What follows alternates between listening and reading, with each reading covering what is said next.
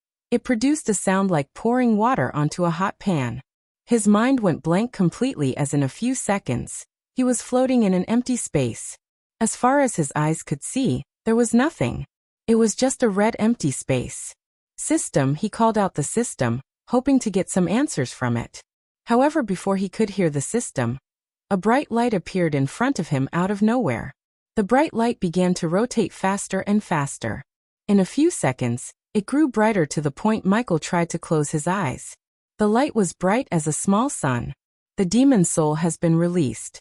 You have to pay the system 40,000 badass points to subdue and make the demon your subordinate. At first, whenever the system named a high price, he would become mad or at least annoyed. However, he learned that the higher the system's price for something, the more valuable and powerful it would be. The sheer amount of 40,000 badass points made his blood boil. Despite his blood-boiling excitement, he had a question in his mind.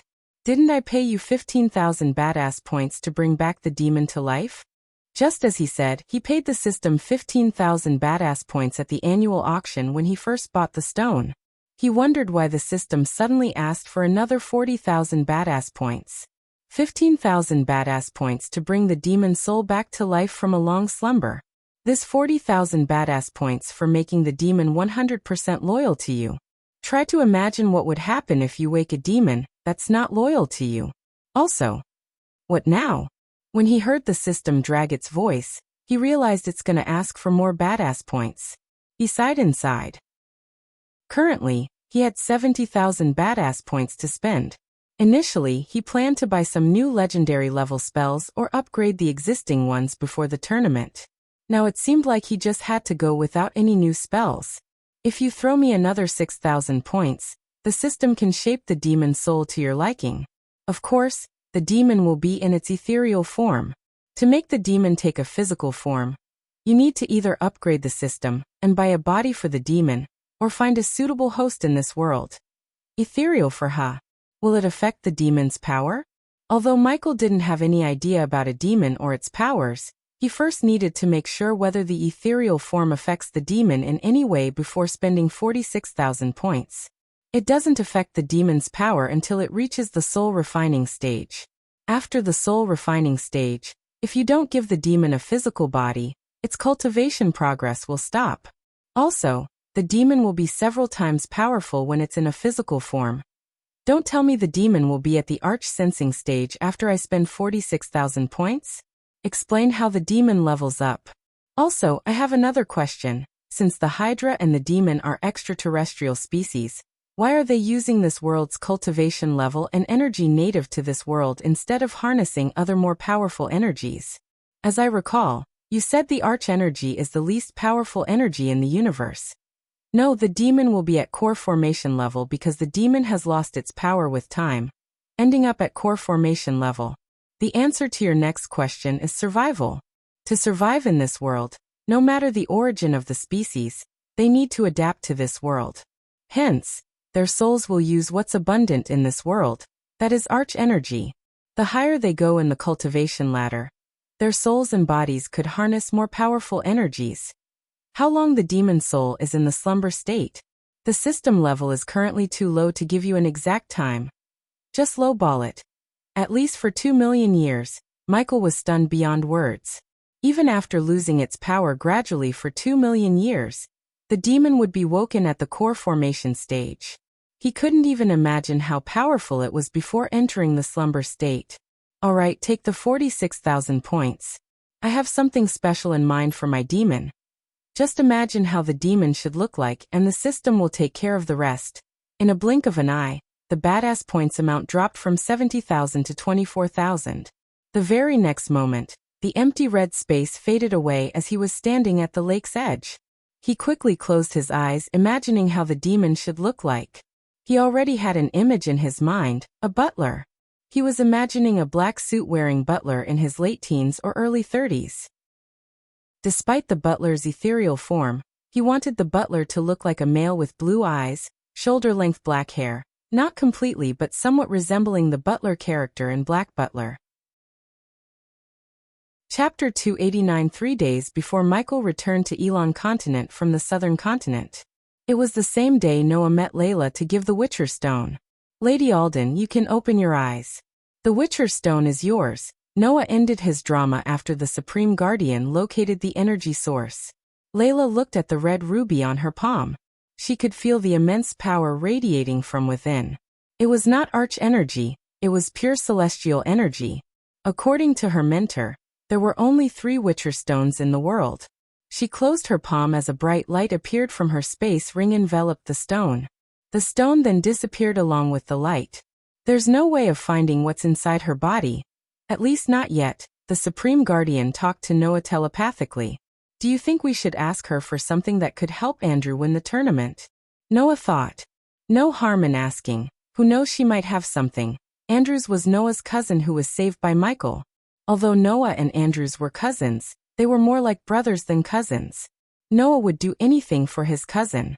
In all the years Noah knew Andres, he never asked for Noah's help until 2 weeks ago.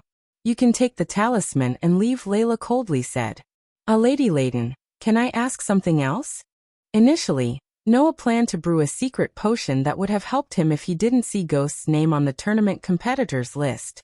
Among all his peers, only Ghost seemed to have the ability to beat him. Although Noah hated the fact that he's pretty selfish, Ghost did save his family. If not for him, Noah would have lost his mother, sister, and Andrews. Still, he needed to help Andrews defeat Ghost, and everyone stands in the way to win the main championship tournament. Peyton was betting on Selena and Alex to win the tournament, but deep down, Noah knew it was Ghost who had the most chance to win it. What? I want something that temporarily makes a body-strengthening cultivator, a core formation stage cultivator, in return for the Witcher Stone. Nerida and Johanna stared at Layla's face. The way she looked at Noah was cold, yet she didn't say no to his request right out of the bat. His request might have been impossible to others, but she did know a musical note that would transfer some of her power to the target. If she used the note targeting whoever Noah wanted to reach the core formation stage, he or she would temporarily become one. The only downside was she needed to be in close proximity to the target. I assume you're asking for someone else, Layla asked. Noah was not going to hide the truth. The tournament committee only approved the use of the healing potion. Using anything else to gain an advantage over the competitors was considered a violation, and the violator would be punished severely. Andrew's my cousin. He must win the Elon Championship tournament. You're asking the mistress to help your cousin cheat. Nerita lost her cool. Her hands tightly grabbed the Vina. She seemed like she would start to attack Noah any second. Noah wasn't afraid of them. He was sure that Layla wouldn't let her disciples attack the man who just delivered something extremely rare and valuable to her. Layla raised her hand as Nerital quickly shut her mouth. Is that what you really want? Noah sighed when he heard Layla's question. In truth, Andrews wasn't a warrior but a ringmaster. Unlike him, Andrews had no combat training or experience. If Andrews wanted just to compete, Noah might have let him as it would help him get some battle experience. However, Andrews asked Noah to help him win the tournament. Noah tried his best to talk him out of the idea until he heard Andrews' reason behind his decision to compete and win the tournament. Love makes one do crazy things, Lady Alden. Andrews always had my back ever since we were little. It's time for me to return the favor. It's okay if you don't want to help me, Dash. I'm not helping you, I'm just settling a debt. Go tell your cousin to be prepared.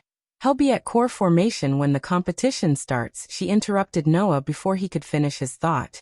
Noah was stunned for a couple of seconds. There was no concern in her eyes about the tournament committee. Thank you, Lady Alden. 3 days before Noah ventured searching for the Witcher Stone, he was roaming the garden with his mother at Penn Town. Alicia was on the other side of the garden with Sabrina.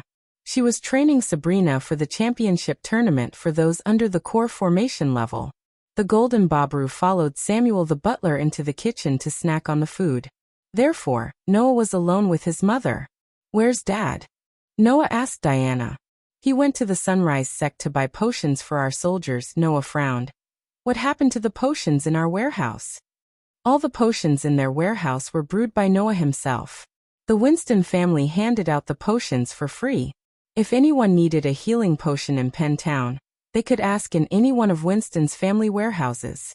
Noah disliked the idea of selling potions such as healing potions for money, unlike Michael. They are gone 2 weeks ago. You were nowhere to be found to brew more, so your dad decided to buy some in case of emergency, Diana said with a gentle smile. She hid her lie behind the smile. On contrary to what she said, there were still a few crates of healing potions in their warehouses. But the reason for Ethan's visit was he wanted to see whether Ghost has come out of seclusion yet. Ever since Ethan heard about Jack's murder, he put secret guards around the sect to make sure no one will hurt Ghost, his son. It was Ethan's way of showing his love for Ghost. Diana was unable to stop him from visiting the sect as Ethan blamed himself for everything that happened to Diana and Ghost. Noah couldn't see through his mother's lies because she had never lied to him before in his life. Besides, what she said made sense to him. Occasionally Diana stopped to tend to the flower plants on the side of the path they were walking. While she was tending to one of the roses, a maid came running to Diana. Lady Diana, the dress you ordered has arrived. The maid took deep breaths after running to Diana. Hearing the maid, Noah was surprised. He looked at his mother with his brows arched up. Mother, you ordered a new dress. Ever since Noah was little, he never saw his mother order new dresses or care for things such as jewelry, fancy clothes, unlike other noble ladies. She rarely visited clothing stores. They had to force her to make her come with them.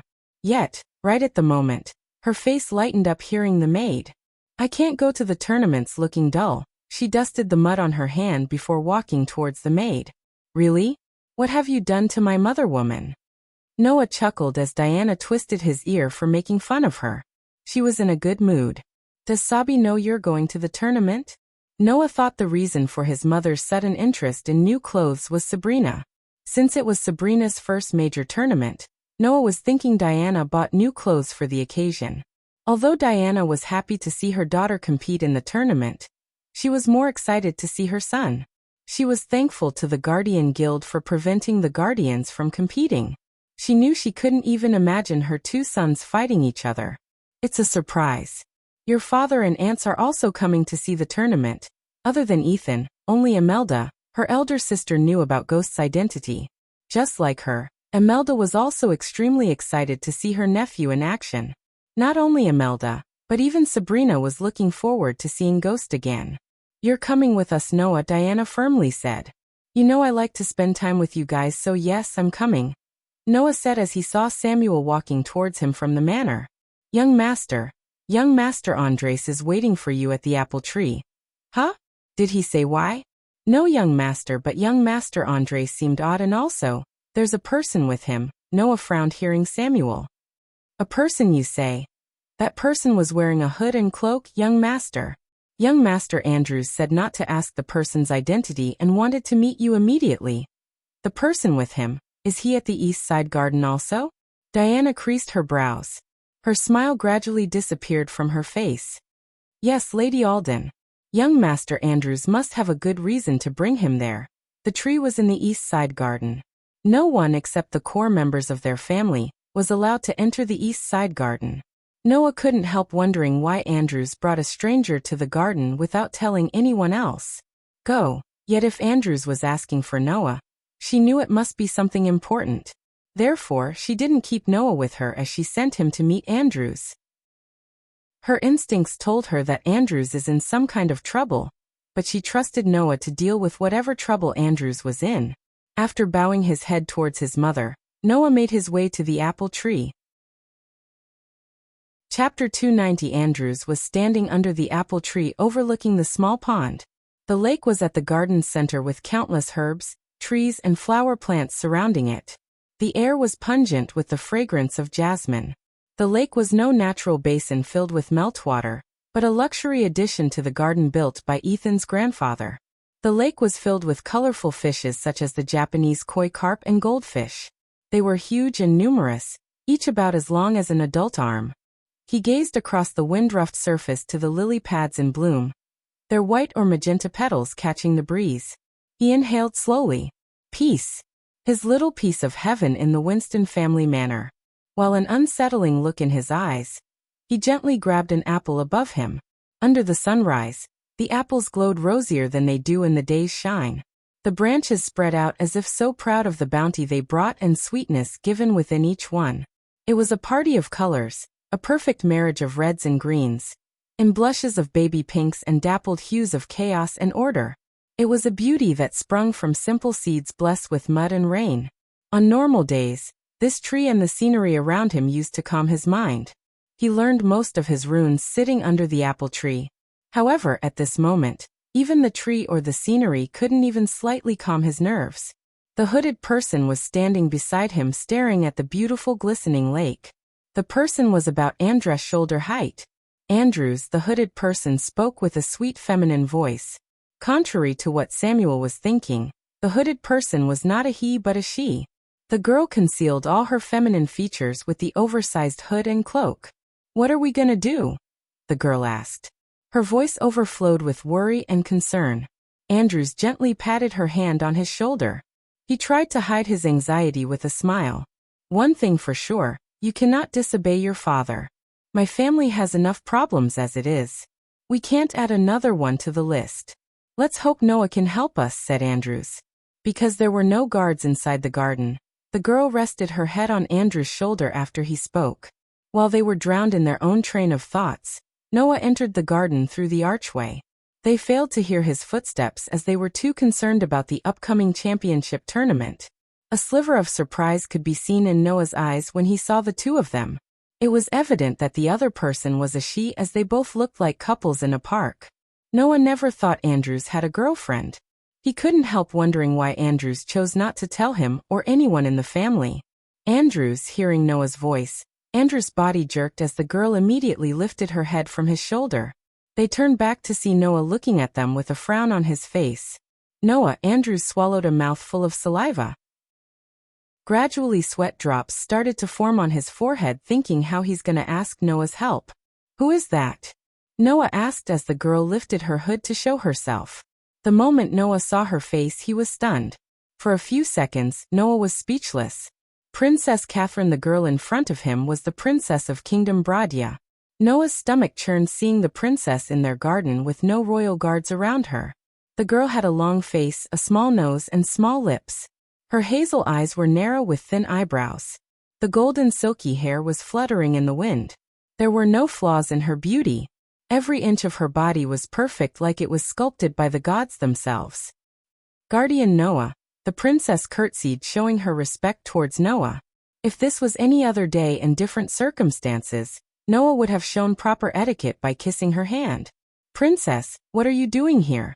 Where are the royal guards? Noah asked, looking around once again. They are in love. Noah suddenly heard his teacher's voice in his head. The Supreme Guardian chuckled. Noah, I don't know how to tell you. Andrew's voice trailed off as he couldn't get himself to finish his sentence. He knew just by being here with no royal guards, Catherine has endangered herself. If the king found out that she left the castle with no one knowing to meet her secret lover, not only the princess but also the Winston family would be punished. We are in love, Catherine bluntly said. Her voice was clear with no hesitation. Does Aunt know about this, Andrews? After a few moments of silence, Noah asked. Andrews slowly shook his head as Noah looked at Catherine. I assume the king also have no idea about any of this. She remained silent. Thought so, Noah sighed. Just hear us out, Noah. Andrews knew he had to tell Noah everything before he asked his help. With a long sigh, Noah nodded. He knew he had to hear Andrews out before making up his mind about what to do with the situation. Besides, he wondered why Andrews chose this moment to reveal his love. If Andrews was in love with the princess, he could have asked his father and asked the king of her hand. Instead of doing that, they decided to meet in secret. For another 15 to 20 minutes, both of them explained from where they met first to how they ended up here. Apparently, they had met at the annual Rune Masters gathering, and this was not the princess' first time leaving the castle without her guards. She attended the gathering in disguise. According to both of them, it was love at first sight. Noah wasn't surprised by that because Andrews was a talented ringmaster as well as good-looking. It was understandable that the princess fell in love with him. After their initial meeting, they used to meet often without both families noticing. While Andrews was infected with starpox, she went to Azare searching for a cure. Noah was really moved when she said she would have taken her own life if Andrews had died. She said she would rather die than marry another man in her life. When Noah asked why didn't Andrews ask his father to go to Bredia and ask for her hand, Noah received a surprising answer. Although the Winston family was prestigious enough to ask the princess for her hand in marriage, King Bredia was adamant about marrying the princess to a warrior who could protect his daughter. The princess said that her aunt, King Bredia's little sister, was assassinated by the Grim Reapers in front of her husband, who happened to be a ringmaster. King Bredia blamed his brother-in-law for his sister's assassination. In King Bredia's eyes, it was because he was weak and had no combat skill that he failed to save his wife. Since that day, the king promised himself that he would never marry his daughter to a ringmaster, or anyone without the skills to fight and save his daughter if her life was in danger. So you're telling me the king has planned to marry you to the winner of the main championship tournament? Now Noah realized why they revealed themselves as lovers to him. Noah hated to admit it, but he knew there's no way in hell that Andrews could win the tournament for body-strengthening cultivators, let alone the tournament of the core formation cultivators. Even Noah hadn't reached the core formation stage yet. He was still at body strengthening stage level 10. And it would take him another couple of weeks of cultivation to reach the core formation stage. My father is willing to offer the Bradford barony to the winner, so the winner would become a baron before marrying me. Court politics, Andrews sighed. Andrews must win this tournament, Master Noah. My father will give my hand to the winner the same day they announce the winner. I'd brother die than give my hand to another man, not in this life, as she said. She flicked her wrist. A small vial of green liquid appeared in her hand. Noah could smell the pungent smell coming from the vial. Poison. Noah recognized the liquid with a single glance.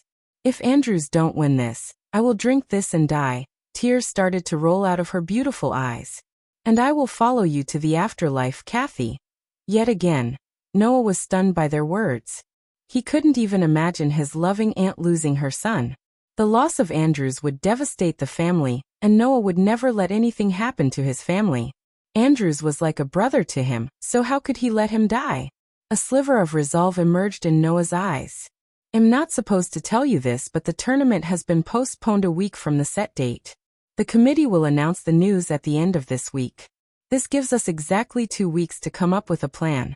Postponed, why? Andrews asked. Although this did not solve their problem, seeing Noah agree to help them gave Andrews some strength. The scholars are still working on the device to determine one's cultivation level. It must be God's blessing that the tournament has postponed. Catherine wiped off the tears as a sliver of smile filled with hope emerged on her face. Master Noah dash. Please call me Noah Princess. We are gonna be family. Noah placed his hand on Andrew's shoulder. This was his way of showing his support. Noah's smile filled both of them with confidence and hope. Noah, this might help us. With another flick of her wrist, a parchment appeared in her hand. Noah noticed the symbol of Vina on the mark. Chapter 291. Gaia's brows arched up in shock. White and black smoke was coming out of the demon stone, gradually forming a human form. She always imagined a demon being 8 to 10 feet tall with muscle mountains for the body as well as 2 horns sticking out of its head. However, the figure in front of her seemed human-like. Moreover, the figure looked like a butler wearing a black coat, white shirt, silver vest, and black tie. In her eyes, he was nowhere close to as handsome as Michael. Yet she knew if the ethereal form was a human in physical form, he would get many suitors, including princesses. She was positive that it's the human who's responsible for the demon's current appearance. The demon butler's ethereal form slowly became brighter and brighter. Both Michael and the demon butler's eyes were closed. She waited for them to open their eyes. While she was waiting for them, the hydra started to grow in size. It felt like she was holding a hot plate in her hand as the hydra. Still, she never let go of the hydra. Do you wish to accept the demon as your subordinate? What do you think, you damn system? The system remained silent, waiting for his obvious answer. Yes, I do, he sighed in his mind. He was too excited to meet his demon butler, so he chose not to bicker with the system. The thought of having a demon for butler made his blood boil in excitement. He never felt this excited since he first realized he has a system, and he's in a fantasy world. Congratulations to the host for obtaining a demon subordinate. The demon subordinate has reached 100% loyalty. Congratulations to the host for unlocking the bloodthirsty ability of demon subordinate. The demon subordinate can absorb the blood essence of a living being to temporarily enhance its strength. The more powerful the blood essence, the stronger the demon would grow. Due to the demon's ethereal form, it's completely immune to any physical attacks. You can bind the demon to yourself in one of your bases of operations. No one except half-immortal beings could see the demon unless the host wishes to reveal the demon. Warning! Although the demon is completely loyal to the host, it has its own personality. The system suggests you buy the Book of Butlers and basic knowledge of this world for the demon to learn the ways of this world. Does the host wish to buy the 2 books for 3,000 badass points? His field of view was filled with blue notifications and warnings. He took time to go through every single one of them before buying the 2 books as the system suggested. The personality warning: don't worry, Michael. In fact, he was glad to see his butler was not a mindless drone. He wanted all of his subordinates to act on their own for his greater good. Subordinate, demon butler cultivation level. Core formation level 8 race. Demon status. Healthy in ethereal form, trait. Butler unique, loyalty towards the host. 100% system, list all the skills of the demon. I want to see the cool stuff he could do. Another interface appeared before them. One by one the demon butler's skills were listed in front of them in golden letters. Skills. Phantom touch bind area teleportation bloodthirsty imitator phantom form mind dominator. Phantom touch is the ability of the demon to materialize for a moment inside a physical being. The demon butler can bend the space around it to teleport near the host and the bound area. The demon can absorb blood essence to temporarily grow stronger. The demon can imitate the host's spells and skills. The imitated skills and spells will not be as powerful as the host's arsenal. The demon can choose to hide from naked eyes. Only the host and a chosen subordinate could see the demon when it's using the phantom form. The demon's voice could dominate weak-willed enemies' bodies. The system explained each skill one by one. Can these skills be upgraded? Yes. The skills can be upgraded through badass points and reaching higher stages in cultivation. Cool. Michael was ready to meet his butler, but he had one last thing to do. Buy the 2 books and bind him to me and the abyssal. Warning. Suddenly his field of view turned black as the warning beeps screamed in his mind. Binding the demon to you will reveal everything about you to the demon, including your previous life. What? Michael was thoroughly upset to hear this. Cool down, host. The demon is 100% loyal, and the rules for the subordinates apply to it. Hence, the demon cannot harm you or betray you in any ways. If he knows everything, does that include you? No. The demon will not know the existence of the system. Michael's mind was filled with questions. Trusting the demon with his previous life didn't seem like a good idea to him. He wanted that life to be hidden from anyone except Gaia. Only because he was planning to marry Gaia, he revealed his previous life to her.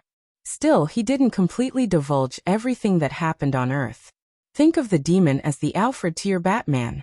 Even if you wanted to, you cannot go back to Earth or anyone in the universe no matter how powerful they were. So there's no harm in letting the demon know. Trust me, host, I got your back. Somehow the system sounded trustworthy to Michael. Despite its tendency to rob him of his badass points, the system did have his back always. His gut feeling told him to listen to the system. Sooner or later, someone would definitely connect the dots between Ghost and Lucifer. Michael knew this. So letting the demon know about his 2 personas wasn't a world-ending problem to him. Revealing his life on Earth seemed like a bad idea. Still, the system assured him that the demon would not be able to betray him in any ways. What if I don't bind the demon to me? Then there's a possibility of losing the demon's loyalty slowly. And if the loyalty level dropped under a certain point, the system will be forced to neutralize the demon. The system sounded cold. After spending almost 60,000 badass points, Michael would never let the demon die in vain.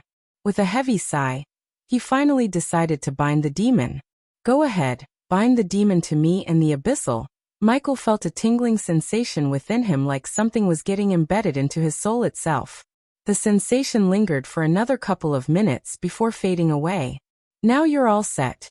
His field of view got clear of notifications and warnings as he slowly opened his eyes to see a black-haired man in butler's uniform kneeling in front of him. The butler looked exactly as he imagined. Tell me what's going on here? Is he really a demon? Her eyes sparkled with excitement regardless of her doubts. She was used to the miracles performed by him. In her mind, this was another miracle from him. Oh, I forgot to mention. The demon will have no recollection of its memory before entering into the slumber state. So he's like a newborn child. Take good care of him. The system expected him to get mad. However, Michael just laughed in his mind. That's good. He was glad that the demon has no recollection of its past. This way, the demon would focus on serving Michael rather than trying to finish whatever business it had before entering into the deep slumber. What the? The system sounded surprising. Michael did not continue to argue with him as he was busy admiring his demon butler. He was perfect, neck-length hair that looked shiny and straight, a body type that was neither too bulky with muscles nor thin, blue eyes that filled with loyalty towards Michael, neatly ironed clothes that looked crisp. In simple words, he was a perfect butler. No one in this world would recognize him as a demon in a million years. Should I address you as Lord Lucifer or Master Ghost, my lord? His voice didn't disappoint Michael. The voice was crisp, rough, mesmerizing, and gravely calm. How did he dash? He had to know everything about me. That's the price I had to pay for waking him. I'm not questioning you, but can we really trust him? He's a demon, for God's sake, she quickly whispered in his ears. You can trust me with your life, Lady Gaia. The butler turned his sharp gaze towards Gaia. Michael never thought the butler would also know her identity. It seemed like binding let the demon know almost everything Michael knew. Whoa, this is fucked up. She stared at Michael as he signaled the butler to stand up. Although the butler was in an ethereal form, it was really hard to notice the lack of physical body. The question is, how do we call you? Michael asked. The three of them stood in silence for a few moments. She was in shock due to everything that happened while Michael was deep in thinking of a new name for his butler. At the moment, except for the sound of the waterfall hitting the ground, there was no sound. Azazel, Sebastian, Michael and Gaia said at the exact same time. The name Azazel was Michael's while the latter was hers. The demon gawked at both of them with a calm smile. He kept his etiquette like a professional butler. What the hell? I name you Azazel, Sebastian. You'll be called Azazel when we're in this form and Sebastian when I'm Ghost and she's Elia. Until we found you a suitable physical body, avoid revealing yourself to the world. Chapter 292, You can call me Lord Lucifer here. Dark Queen would do, the both of them said to their new butler. We can discuss about him later. Now tell me, why can't I sense their magical fluctuations? Gaia asked, gently brushing her hands over the Hydra's warm body. The Hydra remained eyes closed. I think it's his presence that's stopping me from sensing the energy around them. I don't think so. Michael didn't think what she said was true. Oh, they're waking up. Just as Michael was about to ask the system, Gaia saw the heads slowly opening their eyes. They had grown double in size. It was like they had grown from the size of a week-old puppy to a month-old puppy. Now the wings looked more noticeable than before. Should I feel good? Me too, the silver head said after the white head. The black head tried to sense the changes in their body in silence. Come on, let's see we can fly. In their excitement, the Hydra failed to notice the demon butler as well as the gazes of Michael and Gaia. The Hydra tried to flap its wings, hoping to take off from Gaia's hand. Aren't they cute?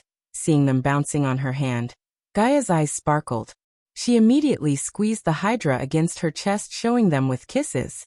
Lord Lucifer, do you have any orders for me? Azazel asked. Are you familiar with the Abyssal's layouts? Since I'm bound to the Abyssal, I know this place like the back of my hand. I can feel Dilar and Arya in their rooms. Let's go meet them, shall we? Michael made his way towards the door. I'll bite your face off, woman. The white head cursed Gaia. In Gaia's eyes, they looked cuter when they are mad.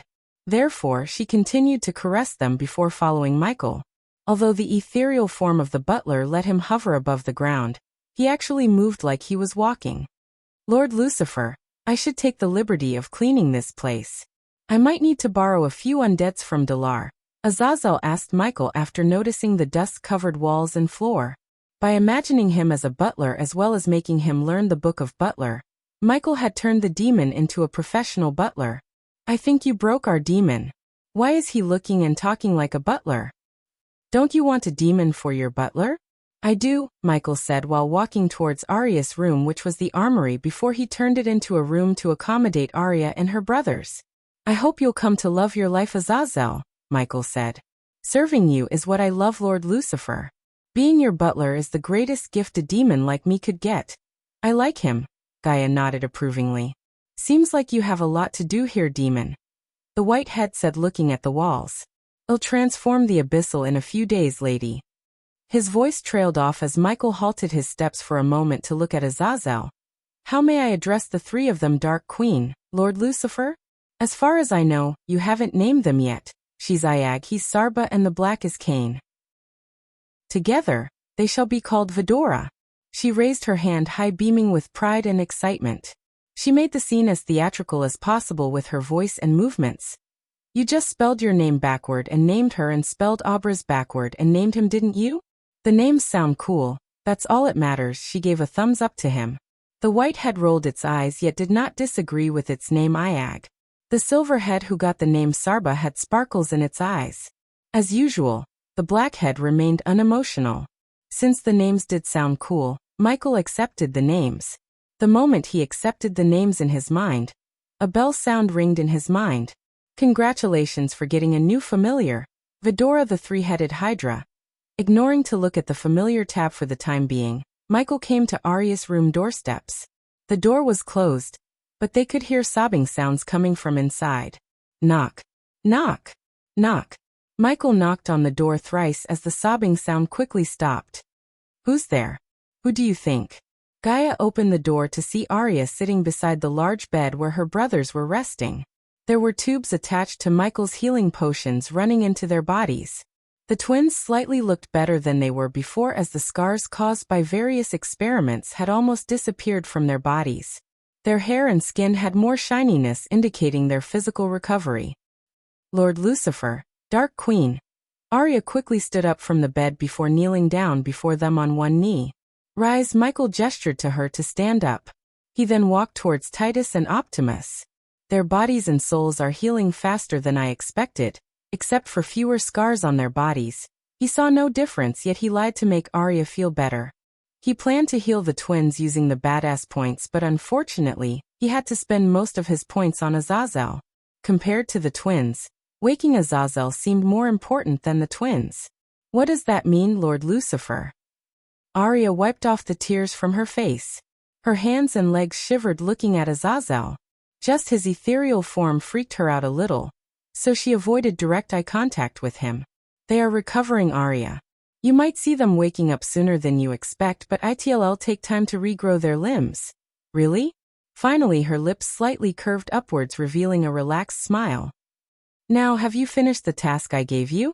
It had been almost 5 months since he met Matthias, the Broad River sect leader. He ordered Ella to get as many students and teachers as she can and join the Sunrise sect. Arya's task was to assassinate Matthias, as Michael knew he would stand in his plan. I did what you asked, Lord Lucifer.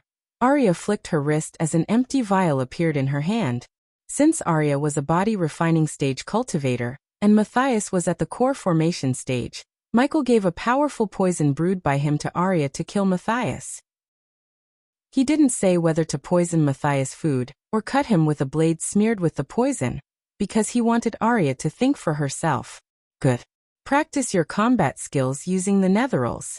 Since your body is adapting to the conditions here, you won't turn into an undead if they bite you. But it will hurt like hell, so avoid getting bitten, Gaia gave a piece of advice to Arya. After seeing how they treated slaves in the southern continent, Gaia had a soft spot for Arya. Yes, Lord Lucifer, she was afraid of the undead. One could see the fear in her eyes. Yet she obeyed his orders regardless of her fears because she herself wanted to get tough. After all, she promised herself that she will never let anyone hurt her family ever again. After giving Arya her next task, Michael left the room. While walking through the corridors towards Dalar's room, Gaia turned her gaze at Azazel to see him open and close his mouth like he had something to ask but not sure whether he should. Do you have something to say, Azazel? Gaia asked. I prefer you speak your mind, Azazel. Michael didn't stop or turn back, but said while walking. As you wish, Lord Lucifer. I do have something to ask. What do you have in mind? Michael asked. I know you had a good reason to lie to Arya. Can you enlighten me on the why? Michael was surprised to see Azazel noticing his lie. He never thought Azazel could detect his lie, without even seeing his face, as he had the mask on his face to cover his micro-expressions. Sometimes, a lie can do more good than the truth. Azazel repeated his words in his mind. Eventually, they reached the doorsteps of Dalar. There was no sobbing sound coming from the room, but the growling sounds of the netherals. After a few hours, Michael and Gaia reached the abyssal. There were several people surrounding a bed. The house's interior and the furniture had the difference of black and white.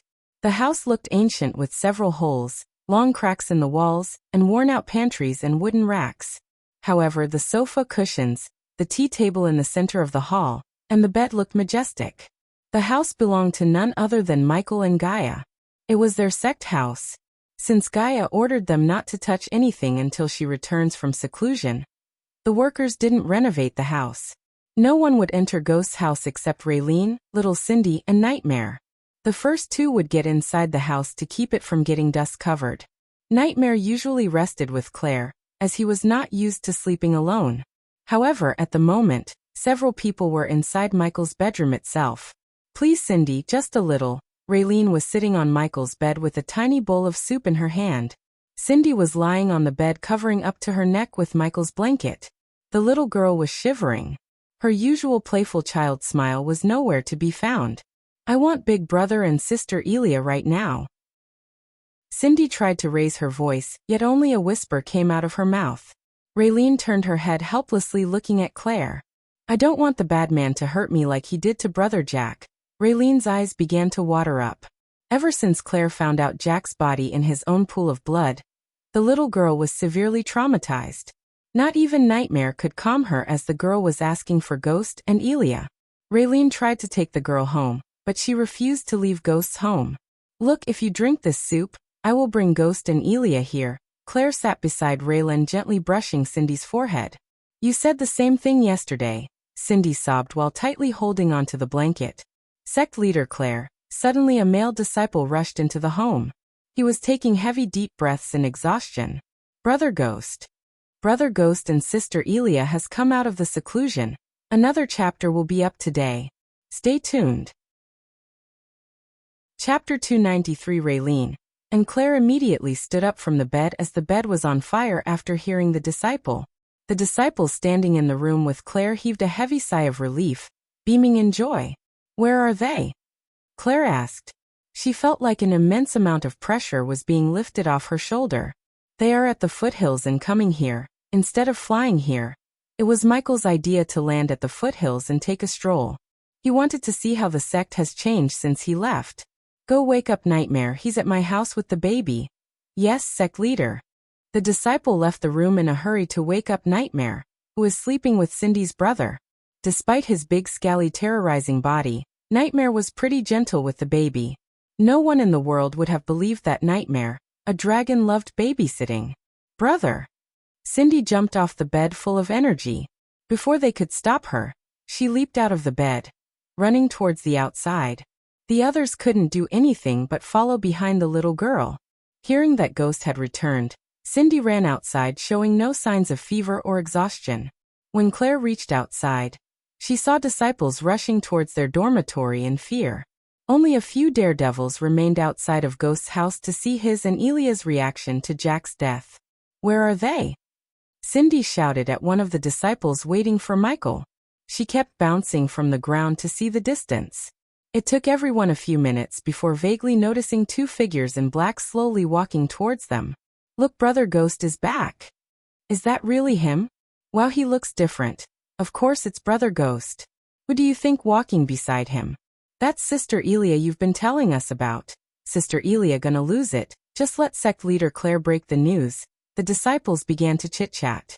Some seemed excited while some seemed terrified. Those who recently joined the sect from various towns had never seen Ghost before. Therefore, they waited for the famous Ghost of Rivertown with their own eyes. Sect leader Claire, Lady Raylene. Claire turned back to see Daniel and Ricky rushing towards them carrying a basket full of wild mushrooms for Raylene's soup. "We heard Master Ghost is back," Daniel said. One could see a sliver of fear in his eyes. Ricky on the other hand looked pale as a white paper. Both of them were more afraid of Elia than Ghost because they knew Master Ghost is a level-headed calm person while Elia is the exact opposite of him. Besides, all of them knew Jack was Elia's handyman who followed her behind like a puppy dog. Among all the disciples, only Jack had the guts to talk to her and even ask her for favors. It was not a secret to the disciples that Jack worshipped Ghost and Elia as his siblings. At that moment, Michael and Gaia were walking towards the home with the biggest frowns on their face. Along the way, they noticed several guards of the Winston family and adventurers patrolling the path to the sect. They expected a line of noble carriages from the foothills to their home to buy potions and pills, yet they saw no carriages or a single person other than a disciple of the sect or a guard of the Winston family. "I have a bad feeling about this," Michael thought to himself. "Brother." Suddenly he heard a high-pitched shout of Cindy as he saw the little girl running towards him as fast as she could. Her cute face put a wide smile on Michael's face. Almost 20 meters away from Claire, Raylene, the disciples, and his house, he was welcomed by Cindy. The little girl leaped from the ground, throwing herself to Michael. His haircut, new clothes, or buffed-up physique was not enough to give the little girl a hard time recognizing Michael. "Hey there, Butterball." Michael caught the little girl in the midair safely. He felt her wrap around his neck getting tighter and tighter. "You're back," as she said. She removed her one hand to hug Gaia. "I missed you too, tiny human," Gaia giggled. She moved closer so the little girl could hug both of them at the same time. Cindy didn't stop with the hug as she tried to climb on Michael's chest using her tiny feet. "Oh, you're back. Don't let the bad man hurt me," she sobbed, hugging him tightly. "I think she's crying," Gaia said. Michael was confused. Her sobbing didn't seem like a cry of joy. The little girl kept trying to climb on Michael when she pulled her apart from him by lifting her by the arms. Cindy's face was pale. There was no redness or baby fat in her face. She lost weight as Michael could see her collarbones and feel her ribs on his hands. Moreover, black circles could be seen under her eyes because of her lack of sleep. Her transformation, what she just said about a bad man, and the reactions of the people around them made him realize that something bad has happened. He expected them to welcome him with joy and cheers, yet he only saw fear and anxiety on their faces. Where's Nightmare? Although he made sure absolutely no harm could come to Nightmare, seeing their reactions made him automatically think of Nightmare. "Don't leave me again." In his arms, Cindy cried. Michael hugged her as Cindy buried her head on his chest. "I know something's very wrong here, or you wouldn't have closed the Majestic. Where is that little shit? He better have a valid reason like dying to make me stop from what I'm planning to do to him." Ricky and Daniel were responsible for the restaurant in Rivertown while it was Jack's responsibility to keep the Majestic up and running without problems while they were away. Hence, Gaia looked for Jack, having zero clues about his demise. "Brother Jack." "Who?" But tears began to roll out of Cindy's eyes. Gaia saw everyone avoiding direct eye contact with her when she mentioned Jack. Her eyes slowly turned cold as she walked towards Claire. She then grabbed Claire's shoulder. "Where is Jack?" "Teacher." While Gaia was asking Claire, Michael saw Olivia running towards him from the direction of the herbal garden. Olivia too had no smile on her face. "Spit it out." Claire felt her surrounding air turning colder. With tears filling up her eyes, Claire finally opened her mouth. "He's dead." "Jack's dead, Elia." The entire surrounding became deadly silent. No one dared to utter or make a sound. Michael's mind got filled with questions when he heard Claire. "Dead?" Gaia asked. The veins in her eyes popped, turning her eyes red. Her entire body shivered in anger. "The bad man killed him," Cindy blurted out. "He was murdered?" "Who?" Gaia asked Claire. Everyone's gaze was locked on Gaia. Michael didn't show his inner emotions as Gaia, but he was feeling the anger boiling inside him after knowing that Jack was murdered. "We don't know." Claire shook her head. Finally, Gaia let go of her shoulder. "He was murdered and you don't know who." She repeated the sentence again and again as she walked towards their house. "Lord Lucifer, I suggest we take a few steps back." Michael heard Azazel's voice. He was standing right beside him, yet no one could see the butler because of his phantom form skill. Everyone felt the killing intent radiating from Gaia skyrocketing. "You don't know." Suddenly she shouted, throwing her fist at the house. Boom. The wall exploded into smithereens as the entire house shook. The front wall of their house completely collapsed. In a few moments, countless cracks formed in the ground beneath the house as well as on the other walls. "He was killed and you don't know." Her shout almost busted their eardrums. Lightning Dash. Michael immediately covered Cindy with his coat before activating Lightning Dash. He pushed the spell to its maximum potential to save Raylene, Claire, Ricky, and Daniel from getting hurt by the debris. Gaia went mad as she kept punching the house until it completely collapsed to the ground. A mushroom cloud of dust enveloped them. Only her mad screams could be heard in the area. "Elia! Stop!" Claire and the disciples screamed. "Take them away." Thanks to Michael, most of them survived Gaia's rampage with little to no wounds, while some of them had their heads open due to the debris hitting them. He was like Flash rescuing civilians from evil supervillains. Michael was glad there was no other building in the area for her to go, breaking them all. She disappeared from his sight into the dust storm. Michael yelled at Claire before handing Cindy over to Raylene. Claire and the disciples did not linger around to get hit by debris. They ran away, taking the injured with them. "Aw!"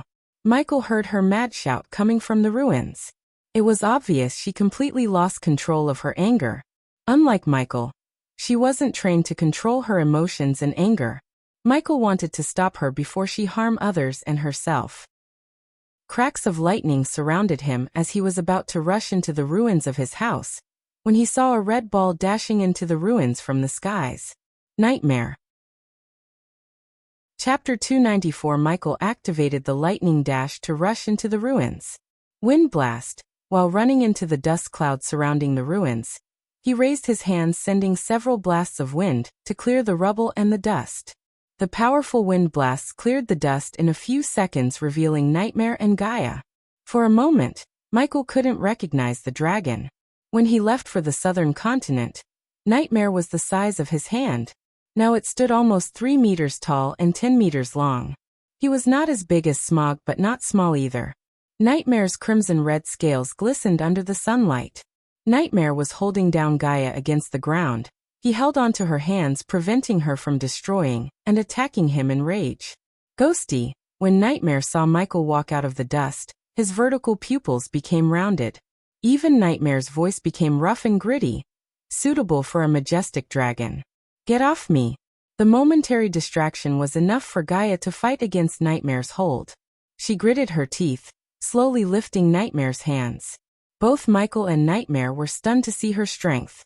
Even Michael did not know she had the raw strength to lift a dragon against gravity. Her hands slowly began to show purple scales while she began to grow in size.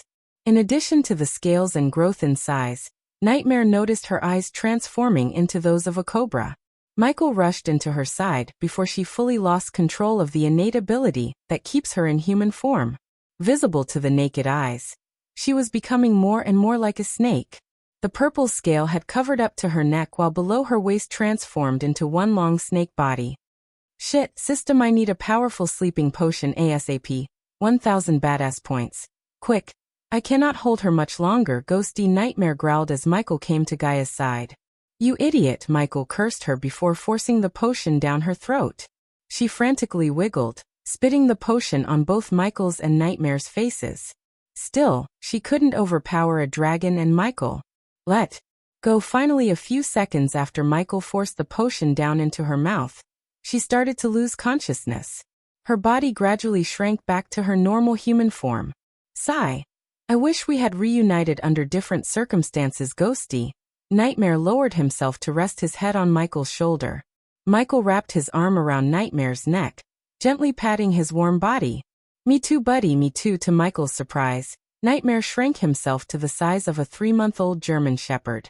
With a leap, he landed on Michael's shoulder. Then he began to shower Michael with wet kisses. "Was that your original size?" Nightmare shook his head. "This is my original size. I can temporarily get bigger to enhance my strength. It's one of my innate talents I got after metamorphosis." Michael nodded, picking Gaia from the ground. "Show me where he was killed," he asked Nightmare. Before doing anything, Michael wanted to see where Jack was killed. He didn't think he could find the killer by just looking at the place, but still, he wanted to see it. "Follow me." Nightmare flapped his wings to ascend to the sky. With a couple of flaps, he was high in the sky. Carrying Gaia in his hand, Michael took off from the ground. He stopped for a moment in the sky to look back at the ruins. Even though the house was shabby, it was his home. He couldn't help feeling a bit sad to see it crumble into pieces. In addition to the house, Jack's face also flashed across his eyes. Jack was innocent in Michael's mind. If Jack was Lucifer's blacksmith and killed by his enemies, Michael would have understood the reasoning behind his death. However, Jack never did no such thing as helping him kill people. Not even before flying for 5 minutes, Nightmare started to descend towards the forest near his house. Black lines appeared on Michael's forehead. He was thinking Jack was killed somewhere far from his house, which would have indicated his murder wasn't connected to Lucifer. "He was killed near our home?" Michael asked while flying through the thick canopy. "What was Jack doing here?" He asked another question. collecting mushrooms and fruits for Raylene, Michael halted his steps. He remembered that collecting mushrooms and fruits were usually done by Cindy, as she loved to help her mother. In addition to the forest being so close to Michael's home, there was always Jack or a disciple accompanying Cindy. Even Gaia would sometimes tag along with the little girl if she wanted to hunt in the forest. Was Cindy with Jack that day? The sight of his previous life flashed across his eyes. Everyone in his orphanage was killed because of Spectre's order, so Michael had seen little children he cared about dying. That was the day he lost his calmness and went rampage, killing every single one of his assassin colleagues, including his girlfriend Inspector. The thought of Cindy might have been killed along with Jack made his blood boil. He loved Cindy because the little girl loved him unconditionally. Unlike Maisie, who was a spoiled brat in his eyes, Cindy was such a sweet, caring girl who wanted nothing from him. Not only Michael, but every single person in the sect also cherished her. She was the one who found his body, Nightmare said, swallowing a mouthful of saliva. He was not an exception to those who adore Cindy. Hence, Nightmare avoided thinking about scenarios that could have harmed Cindy. Nightmare stopped walking when he reached a large oak tree. This is the place. Michael gently placed Gaia under another tree before walking to Nightmare's side. System: I need red mint, urchin vein, Pegasus hoof, ant bark, leeching buxus. He thought in his mind as the system showed him the price of 800 badass points before him. Nightmare saw the green alchemy flames appear above his hand. What are you doing? There's no perfect crime, Nightmare. We can find traces of evidence if we have the right tool. In this case, a potion. Michael threw the various ingredients into the green fire. He then made a few hand signs in one hand while holding the fire in the other. As usual, pearl-like essence began to form above the green fire before finally coming together to make a liquid orb. Without sending the potion into a vial, Michael waved his hand as the liquid splashed on the tree and the ground around the tree. The ground absorbed the liquid in a few seconds. Gradually before their eyes, the ground's color changed from muddy brown to fluorescent blue. Is that dash blood? Michael said as he squatted down to see any patterns on the ground. He hoped Jack would have left some clues about his killer. Although it was highly unlikely, he still hoped for a clue. While Michael was studying the ground for clues, Nightmare noticed Gaia's body moving. She's waking up. In the split second Nightmare turned his head, Michael ruffled the ground to remove the clue from their eyes. Michael saw two distinct marks on the ground. He knew Jack probably had written the two letters before dying. There were not many things that related to the letters GG except Guardian Guild. Where am I? She mumbled, slowly opening her eyes. Both Michael and Nightmare remained silent without answering her question. They wanted for her to completely wake up from her sleepiness. Gaia's vision slowly cleared up to reveal the tree around her. The lack of sunlight coming through the canopy made seeing everything around her clearly difficult. You dumb snake, you destroyed our home and revealed your identity to everyone in the sect. Instead of answering Nightmare, she turned her gaze towards Michael. Do you know who killed him? She asked coldly. Although she seemed not as furious as before, he could still see the murderous intent in her eyes. No, what she did made Michael mad at her. She single-handedly endangered herself and him. If she was to fully reveal herself as Naga, it wouldn't be long before Zanali finds out about her true identity.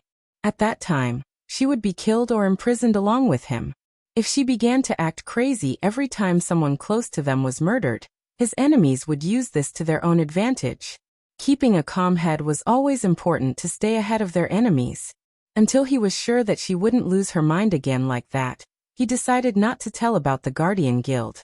If she tried to attack a Guardian on a rampage, the Guild would destroy her and his sect. Compared to the Guardian Guild, they were like weak ants. They still had a long way to go before starting to challenge or mess with the Guardian Guild. His full focus was on becoming strong without making powerful enemies. Then find who murdered him. I will kill him and everyone knows about Jack's murder. No, I won't kill him right away. I will flay him alive, piece by piece. I will make him experience hell. She looked crazy and ominous with that evil grin on her face. You want to keep your secrets, fine. But I want you to find the person who killed him. If anyone could find who killed Jack, Gaia knew its ghost. Chapter 295. Trust me, I will find whoever did this. But I won't tell you anything related to his murder until then, Michael blatantly said to her face. Are you fucking kidding me right now? She never expected this answer from Michael. Do I look like I'm kidding? What you did was stupid. You lost control of yourself, endangering us and everyone around. Nightmare agreed with Michael with a nod. So you expect me to stand there like a stone? I'm sorry, I wasn't trained to be as heartless as you were. Calm down, both of you. Nightmare tried to defuse the situation before it escalated further. Shut up, Lizard. I'm talking to him. She quickly shut Nightmare before continuing to argue with Michael. I get that I might have lost control of my emotions, but you don't even care. Jack treated you like his own brother, and he was your kind, for God's sake. Michael remained in silence, uttering no words. He let her pour out everything in her heart. As she said, he was trained to control his emotions. After hearing her words, he could tell that she had mistaken his calmness for lack of emotions. Although he was trained to control his emotions, it didn't mean he didn't feel anything. He just chose not to show it outside or let the emotions cloud his judgment. Would you do something or be as calm as now if something happened to me?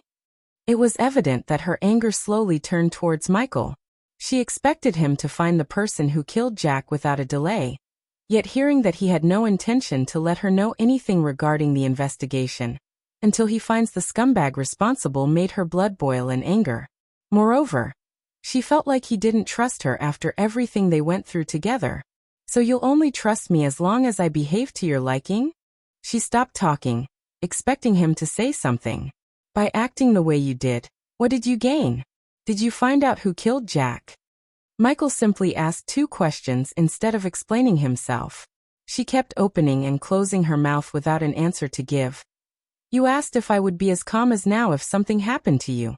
The answer is yes, because if I start to lose my mind, anger and other emotions will cloud my judgment. Don't mistake my calmness for lack of emotions. I just don't show my emotions the way you did. And I'm not even gonna explain myself about trusting you. I trust you with my life. That's all you gonna get from me. Gaia's eyes began to water up hearing his last words.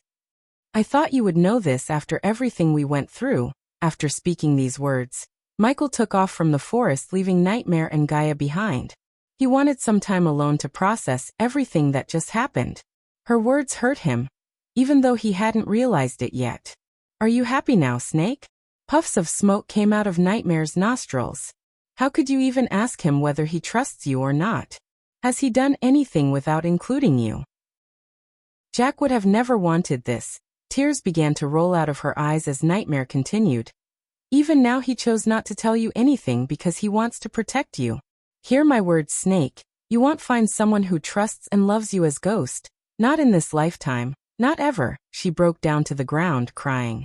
Michael's words, Jack's death and Nightmare's words pierced her heart. She couldn't hold back the tears anymore. Seeing her break down to tears stunned Nightmare. He had never seen her like this. It was not his intention to make her cry. He slowly walked towards her before wrapping his wing around her shoulder. You know how it feels to have a family that treats you as their enemy? Gaia asked Nightmare, sobbing. The moments she spent with Zanali, her mother, and her father flashed across Gaia's eyes. Her stepmother or even her real father never treated her like they treated Zanali. They loved Zanali while always viewing Gaia as a stranger. I know how it feels to be abandoned, Nightmare said. He still clearly remembered the time his mother threw him out of the nest, and running from the humans who wanted to capture him for pleasure.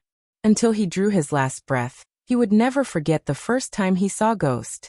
In his eyes, Nightmare only showed love and excitement. Somehow Nightmare felt safer with him. I always yearned for a family that loves me. This sect, you Ghost, and everyone loves me unconditionally. You guys are my family. She looked at Nightmare with her teary eyes. But I wasn't here to protect my family. I had nightmares of someone calling for my help. I didn't take it seriously. If I returned then dash. Her throat tightened in sadness. It's not your fault. Do not blame yourself. Just trust Ghost, he will find whoever did this. When we get our hands on that filth, it'll help you show him the hell. Nightmare chuckled to make her feel good. He shook her shoulders playfully. Despite their constant bickering and fights and the hate between the Naga race and the Dragon race, Nightmare loved Gaia, and so was she. He couldn't care less about the hate between the two races. As far as he was concerned, she was family to him. Blame yourself for destroying our home. Thanks to you, we're homeless now, Nightmare teased her. He didn't let go of her as he kept her under his wings. It was a shabby house anyways. Finally Gaia whipped off the tears from her face. A small smile emerged on her face. Now let's go find Ghosty. And try not to act like a bitch this time. Shut you scaly fuck. There's the snake I know and love. Gaia punched Nightmare in the neck as he gave a headbutt to her face. After that, they ascended to the sky searching for Ghost. The serrated mountains loomed in the distance. Gaia and Nightmare made their way towards them searching for Michael. The trees blanketed the mountains, decorating the mountains in jade green. The heaven-touching apex of the mountain was drenched in brilliant light.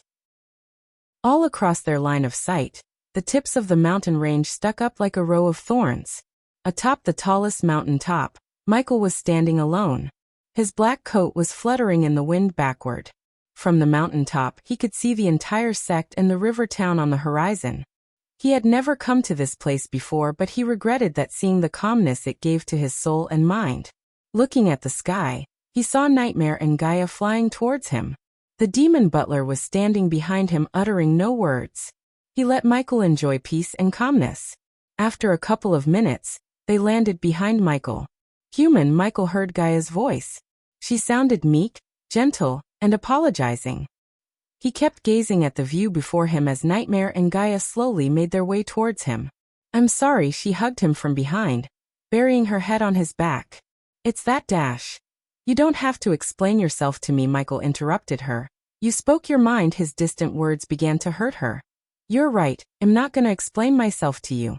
I love you and I trust you with my life too. That's all you're gonna get from me. She hugged him as tight as she could. For a few minutes, they just stood there without moving until Michael turned back.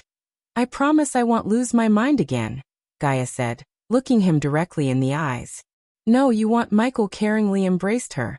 After seeing her teary eyes, he couldn't be mad at her anymore. He loved her so much that he couldn't see her cry. I will make sure no one hurts the people we care about anymore, Michael said before gently kissing the top of her head. Eventually, Nightmare couldn't stay back. He came to join the hug. He grew big enough to wrap both of them in his wings. He then wiggled his head in between Michael and Gaia. I miss this so much, Nightmare purred. What are you gonna do? Gaia asked. We're going to make our sect stronger than any other sect in this entire continent. And it's time this continent has seen a 6-star alchemist. An unwavering resolution appeared in Michael's eyes. With the system's help, no matter the cost, he planned to become a 6-star myth-level alchemist. At that time, he would find an existence equal or stronger than the Guardian Guild to associate himself. It was time he played the offensive instead of defensive. Since they decided to mess with the people he cares about without thinking about any consequences, he would make them regret crossing his path. Let's start kicking asses by winning the upcoming championship tournaments. Nightmare reminded them about the tournaments. Oh shit, I almost forgot about that. It's tomorrow, isn't it? Gaia took her head back from his chest. Nope, they postponed it by a week. Why? Nightmare just realized something as he looked at both of them. You don't know, do you? Chapter 296, Holy fuck. That was why I couldn't see any arch energy radiation. Gaia's jaw slightly dropped hearing Nightmare explain that the cultivators lost the ability to sense someone else's cultivation level, as they were used to.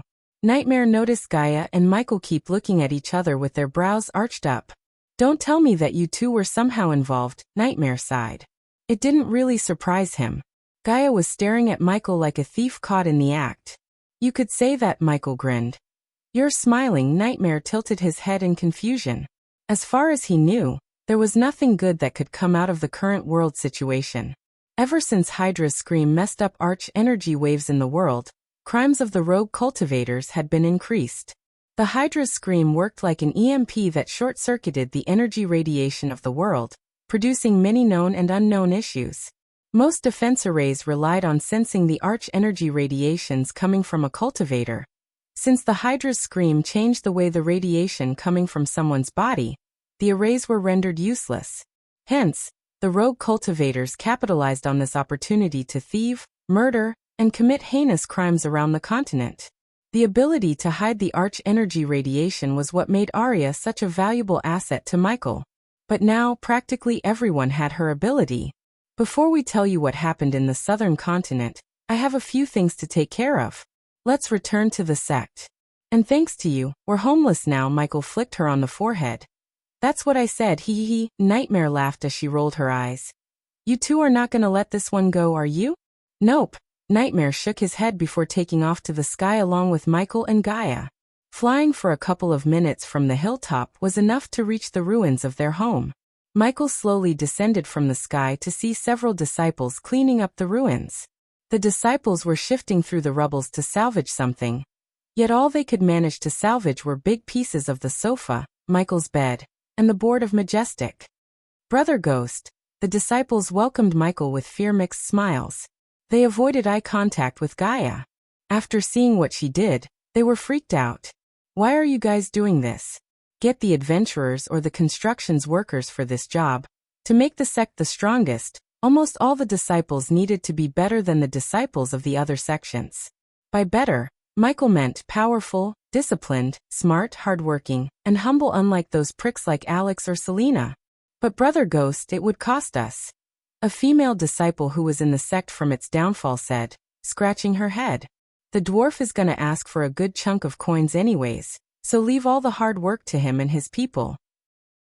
He won't give a discount because you cleaned this mess. That makes sense knowing Master Fover. The disciples agreed with Ghost. Now go cultivate. Michael waved off the disciples before making his way towards Claire's manor. Adjacent to Claire's manor was Raylene's home. It was not as big or fancy as Claire's manor, because it was just a temporary residence for Raylene. Michael planned to build her a manor suitable for a 5-star chef. Several disciples were standing in the mini garden before Claire's manor. When they saw the three of them approaching them, they made way for them. Brother Ghost, Sister Elia, Nightmare. The disciples greeted them respectfully. Michael nodded with a smile, giving some of them a pat on the shoulder on his way inside. The disciples who received the pat from Michael became electrified. Because they were new to the sect, they only heard about Ghost through the senior disciples' stories. He was a local legend.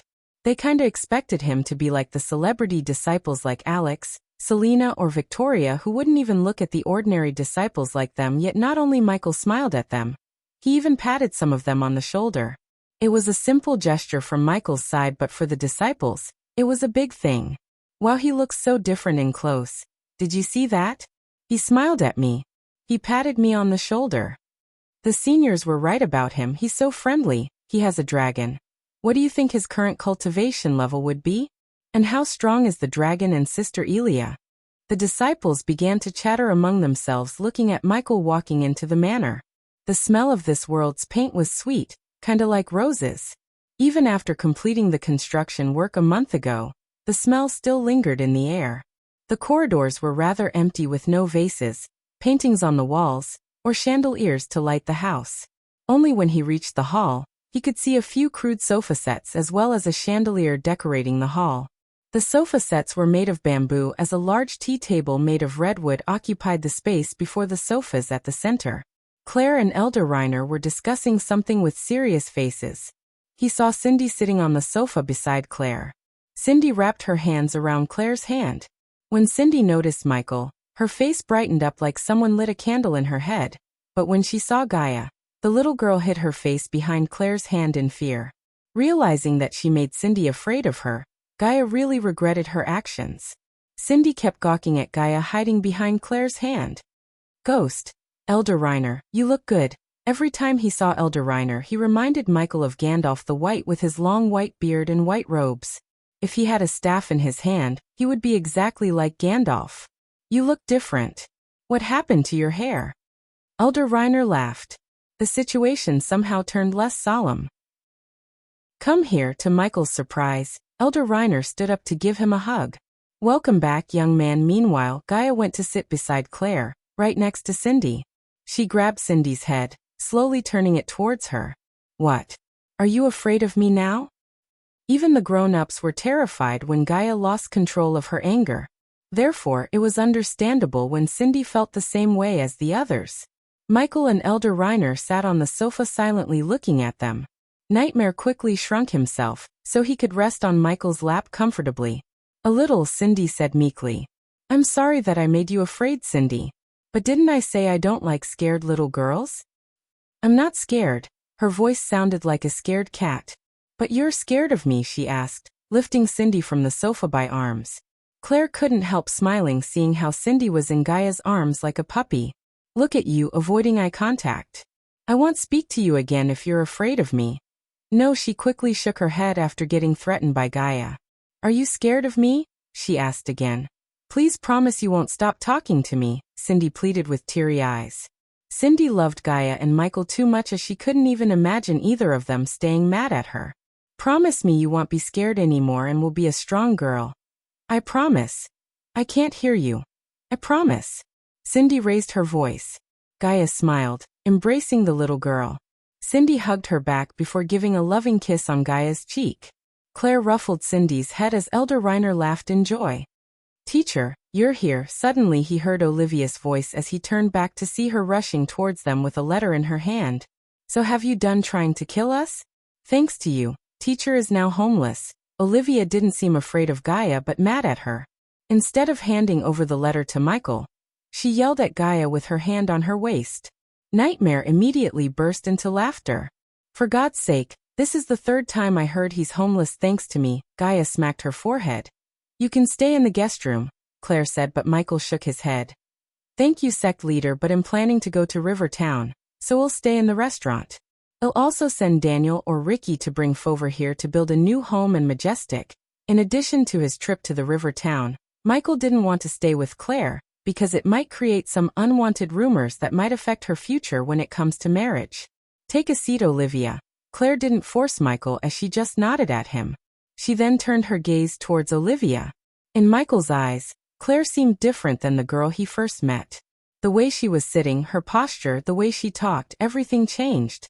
Like a proper leader, she sat leaning back while keeping one leg on top of the other. They were the signs of a person with a strong heart and mind. He was glad to see that the sect leader isn't a scared little girl anymore. She had grown into a proper leader as he expected. Olivia sat beside Michael, keeping some distance between them. What's in your hand? Michael asked. It's from the Alchemist Guild. Her eyes sparkled in excitement. The letter came for you last week. I think it's the invitation. Her hands shivered while handing over the letter to Michael. The seal was still in place. On top of the letter, Michael saw the green veins coiled around the letter A written in beautiful calligraphy. The crest was etched on the letter in gold, showing the grandiose of the guild.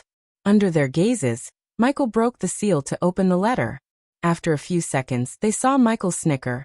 Humph the gulls! Michael threw the letter on the table as Olivia's eyes went wide in shock. In her eyes, the Alchemy Guild was the highest existence among the alchemists. Many would die to receive a letter from the Alchemy Guild, yet he threw the letter like it was garbage.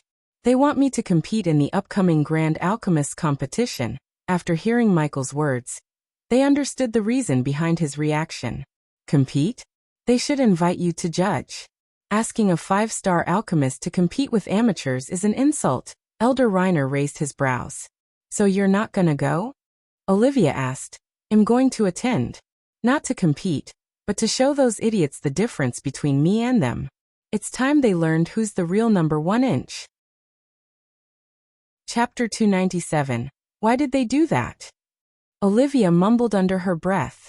Just like Elder Reiner said, it was an insult to ask the second-best alchemist in the continent to compete in the tournament instead of asking to judge it. Compared to Ghost, she knew most of the alchemists are amateurs, including herself. She was nowhere near his level, yet she was considered one of the talented alchemists. I'd say we call all our allies to dinner, and reveal your talents there before revealing to the Alchemist Guild. That way you have backing if things went wrong, Claire suggested. It was surprising that Michael was thinking exactly the same thing. When he first showed his talents to Claire and the elders, they were declining and Michael was just an unknown kid. However, everything had changed. The Sunrise sect wasn't declining anymore. They were becoming stronger and stronger each day, with new disciples joining and more disciples reaching higher cultivation stages. Besides, no one in their right mind would mess with Ghost or the sect because of Claire's grandfather, a soul-refining stage cultivator. I'll ask Raylene to prepare the food, Claire said. I make sure our guests have plenty to drink. Elder Reiner went outside to order wine, leaving the rest of them behind. Since everyone's taking the initiative, I'll go hunt. You can't have dinner without meat, right? Now go play with your brother. Gaia put Cindy on the ground. What are you gonna do, brother? Can I stay with you? Cindy came to Michael. I have a few things to take care of. Well, play later. Michael ruffled Cindy's head with a smile. After everyone left the hallway, only Michael, Olivia, and Claire remained. Teacher, what did you mean by the real number 1? Olivia didn't know Michael could reach 90% purity every time without slipping a single percentage. Everyone, including Gabriel, claims he's the number 1 alchemist in the Elon continent. What's his purity level? Michael asked Olivia, leaning back on the sofa. 84% is the highest he could reach. Olivia adjusted her glasses. 84% not bad, but it's not this. He willed the system to give him the 90% healing potion he brewed for his personal use. Olivia was confused for a moment, trying to make sense out of his words. In a blink of an eye, she saw a vial with sparkling blue potion appear in Michael's hand. Her eyes immediately went wide as they seemed like they were about to pop out. The sweet fragrance being radiated by the potion filled the hall. This is words barely escaped Olivia's mouth. 84% pure potion was the highest she had ever seen. It was the better potion in her mind, even compared to her teachers. However, the potion in Michael's hand was far more superior to everything she had seen. She could feel the pure arch energy pulsating from the vial. 90% pure healing potion. Michael finished her sentence. She looked at Claire subconsciously to see her not as surprised as she was. Claire received a batch of these potions from Michael in case of emergencies, and for her own personal use. Teacher, did you? What do you think? Michael kept giving answers before she could finish off her questions. She was stuttering in shock. Michael placed the potion beside Olivia to take a few moments with the potion. To expand his alchemy empire, he needed Olivia's father's expertise. Her father was Reginald Palmer, the vice president of one of the most influential merchant guilds, the Rainshade. With Nathan's Bradley family providing security services, if he could get Olivia's father on board, he would be able to start distributing his potions all over the continent. I'll leave you two to your alchemy business, Claire giggled, looking at Olivia's dumbstruck face. UGSEC leader, do you know where Ricky and Daniel are? They'd be at the herbal garden. Thanks, she gave a slight nod at Michael before leaving the hall. I didn't want to reveal my true abilities for obvious reasons, but it's time to show what I can really do to this continent. After taking in the shock for a couple of minutes, Olivia finally talked without stuttering. Teacher, this means you're on the verge of becoming a legend and a 6-star alchemist. No one has seen a 6-star alchemist since the 5th Supreme Guardian, Andreas MacLeod. The mere mention of the name kindled a bad feeling in Michael's gut. The man eradicated the Order of Death, and anyone who worshipped the Dark Lord. The last time Michael met a sliver of soul left behind by Andreas was when he ventured into the treacherous ocean. Michael never knew the Supreme Guardian was a 6-star alchemist until now. I thought 6-star alchemists were myths. When he first asked Gaia about 6-star alchemists, she said they were myths. Many people do say that. They are not to be blamed because it has been roughly 3,000 years since the world has seen the Supreme Guardian. I read some notes about the Supreme Guardian. According to those notes, he was able to achieve 98% purity. Michael entered the system interface. System, remind me, what are the requirements to become a 6-star alchemist? 70,000 badass points to buy and learn the superior book of alchemy, primordial fire and ancient elven rune of fire mastery. The system listed the requirements. He never even heard of them before. How much would it cost me if I bought everything from you? That would be a great choice. I can give you all of them for only 800,000 badass points. The system sounded extremely excited. It really thought Michael would choose to buy them from the store instead of wasting his time and effort scouring this planet for the required items. It seems I have to wait a little longer, Michael sighed. Reaching 800,000 points would take him at least 2-3 years, considering he avoids making unnecessary enemies. Moreover, he couldn't help thinking about searching for the items rather than buying them from the store. Of course, It would take time or even become an impossible task, yet he wanted to see whether he could find the items first before buying from the system. Good luck finding the primordial fires. The system threw him out of the interface. He saw Olvia staring at him with wide eyes. She was still in shock, thinking that she's studying under the #1 alchemist in the entire continent, who might become the first 6-star alchemist in 3,000 years.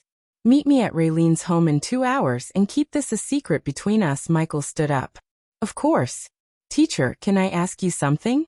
Looking at the way she was holding the potion, he knew what she's gonna ask. Yeah, you can keep it. Compare the potions to this and try to find the biggest differences between them. That's your next assignment. Thank you, teacher. She almost shouted in excitement. She ran like a bunny from the hall to study the potion. Leaving Claire's manor, he reached the herbal garden in a minute using the lightning dash spell. The use of the spell earned him almost 3,000 badass points from the disciples.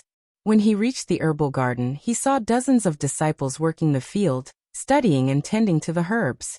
The herbal garden was surrounded by a fence and a 3-meter-wide foundation dig for the glass dome. He looked down into the dig to see a green net above the ground. The net was there as a safety precaution in case someone fell into the hole, especially Cindy or her friends.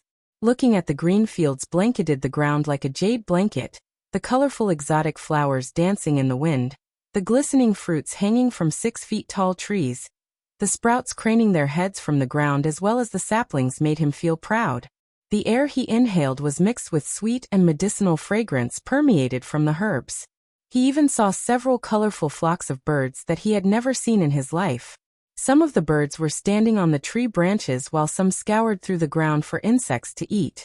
They were nature's pest killers, so the disciples let them do whatever they want without chasing them away. Besides, the sounds of the birds made the garden feel lively. Brother Ghost. He's here. Don't mind me, continue your work, Michael said before the disciples start gathering around him like ants around sugar. He then searched for the garden to locate his 2 henchmen. His eyes automatically stopped at the place where he saw neatly stacked crates. Ricky was counting the crates while Daniel was writing something onto his notebook. Even after Gaia almost killed them along with the disciples when she destroyed Michael's home, the 2 henchmen didn't use it as an excuse to avoid working. They came straight to the garden to check the herb stocks. The 2 of them were the busiest people in the sect. In the morning, they would be at Rivertown, supervising the cleaning and miscellaneous works to be done in the restaurant. In the afternoon, they had to make sure the disciples harvest the right amount of herbs from the garden, as some herbs needed to be harvested and kept away from the sunshine as long as possible to increase the medicinal quality. After finishing their work at the herbal garden, they would spend the rest of their day cultivating. Gaia made it mandatory for them to cultivate. She even allocated potions and pills for them to speed up their cultivation. From the system storage, Michael took a white paper and quill to write down everything he needed before inviting his allies to the dinner. Lucifer had his fun. Now was time for Ghost to strengthen his alliances, start his alchemy empire, and finally, make steps towards destroying the Guardian Guild once and for all. Chapter 298. No peeking lizard at the moment. Inside one of the rooms in Raylene's home, Gaia was carrying Nightmare in her arms while closing his eyes using one hand. "I'm not peeking," Nightmare lied as he tried to peek through the gap between her fingers, yet he couldn't see anything. "Where's the food, bitch?" Nightmare suddenly heard a childish voice. "Whoa, what is that? Is that what you call a dragon? Looks small than I expected." Nightmare continued to hear the childish voice. It somehow sounded more like Gaia, only childish. "You ruined a good surprise, little shit," he heard Gaia cursing back. "Who is that?" Nightmare pushed down Gaia's palm with his hands to see a creature with 3 heads staring at him on the table. Vidora and Nightmare entered into a staring contest as they looked at each other without even moving their heads an inch. Gaia slowly put Nightmare on the ground. Nightmare started to circle the table cautiously, before slowly moving forward towards the Hydra. "Sarba, I guess you're our brother." Nightmare was stunned again to see the Silverhead talk in the voice of a male child. Besides, the Silverhead sounded exactly opposite to the Whitehead who reminded Gaia of him. He then turned his gaze towards the Blackhead, expecting it to speak. However, unlike the Silver and the Whitehead, the Blackhead remained silent. Enough circling, you overgrown lizard. Go fetch me something to eat. Ignoring Iag, Nightmare approached the Hydra step by step. Creak. Suddenly the door creaked open as Nightmare almost plummeted with the table in shock. It was Michael who entered the room. He saw Gaia having a laugh with Nightmare and the Hydra. Come here, she pulled him closer, wrapping her arm around his. Both of them stood in the room's corner watching the Hydra and Nightmare. The scene reminded Michael of dogs meeting their cat sibling for the first time. Only Nightmare was the dog and the cat sibling was the Hydra here. Hey, stop, Iag growled, seeing Nightmare sniffing them. Iag kept hitting Nightmare on the face with her head. Who are they? Nightmare gently picked them up from with his hand. Drop us or I'll chew your hand off. Iag tried to wiggle herself out by chewing his hand. But Nightmare barely felt anything. That little shit is Iag, the nice one in the middle is Sarba, and the silent Blackie is Kane. Together, we call them Vidora. Do you like them? Gaia asked after introducing them to Nightmare. Nightmare once again stared at them from top to bottom. Then, to everyone's surprise, his vertical pupils became rounded as he hugged them, grinning. I love them, they are so cute. You stop. Iag started to shout when Nightmare began to shower them with wet kisses. Gaia couldn't stop herself from scoping them off the floor before giving them a warm embrace. She hugged Michael with one hand while hugging the Hydra and Nightmare with another. They looked like a perfectly happy family. Placing a gentle kiss on Gaia's head, Michael willed the system to activate the runic teleportation. In a blink of an eye, they appeared in Michael's room in the Abyssal. When they looked at the room, they were startled. The room was spotlessly clean. The bed was made neatly like in high-end hotels. There was not a speck of single dust or broken piece of spider on his work table. Even the mirrors he placed on the wall to survey the kingdom were clean, spotless. Welcome, Lord Lucifer, Lady Gaia, Master Sarba, Miss Iag, Master Kane. Nightmare was yet again startled by the stranger. He bared his teeth threateningly at the demon butler. It's a pleasure to meet you again, Master Nightmare. Huh? I never met you before. What are you? Nightmare was taken back by surprise. He's a demon Nightmare. Just like Vidora, he came from another world. The three of you should go have a talk. Michael waved them off and went to his work table. Gaia saw stacks of crates appear around the table. The room was lit in green after Michael conjured his alchemy flames. Do you need any help? She came to his side. I can manage, you go cultivate. We need to be in our best shape before the tournament starts. Alright, Gaia jumped on the bed to cultivate. The fusion stage bone still had some energy left in it for her to absorb. She flicked her wrist as the femur bone appeared in her hand. While she was cultivating, Michael began to brew potions and concoct pills for the Majestic. He continued to make pills and potions without a rest. Only Azazel accompanied him as Vidora and Nightmare fell asleep while Gaia was still cultivating. Lord Lucifer, can I bring you anything to eat or drink? I saw bellberries in the forest. This is the 8th time you asked this, Azazel. I'm not hungry. The arch energy keeps the body replenished. He took the last herb from a crate. Although Michael was not hungry, he wanted to eat something or drink a mug full of coffee to chase away the sleepiness. He had been making potions and pills for the last 14 hours without a break. It took a toll on his body as he was exhausted both mentally and physically. But as your faithful butler, it's my duty to keep you in your best shape, Lord Lucifer. If I only has a physical body, I would have made you something myself. Why don't you try to make the undeads make me something? Absolutely not, Lord Lucifer. I won't let those filthy vile creatures defile your food. Making them clean your room, and the Abyssal is the highest peak of my tolerance of them. Keep an eye on Delar and his experiments. We can't let the Guardians sniff out this place, he ordered Delar. Finally, Michael stretched his muscles, yet he didn't stand up. Azazel saw him close his eyes. Azazel thought he had fallen asleep, but after 5 minutes, he opened his eyes again. A black card appeared on the table when he opened his eyes. The card was metallic black. It looked simple yet elegant. On the card's center, one could see a skull embossed. A dragon similar to Nightmare coiled around the skull, while the letter G could be seen behind the skull and the dragon. What do you think? Michael asked Azazel. Azazel moved a bit closer to Michael to see the card clearly. It's beautiful, Lord Lucifer. I assume this is the card you're going to give to your allies as ghost. Yep, Michael nodded. He picked up the card from the table, savoring the design. It cost him 50 badass points to design the card. To get 100 cards, he had to spend 4,998 badass points.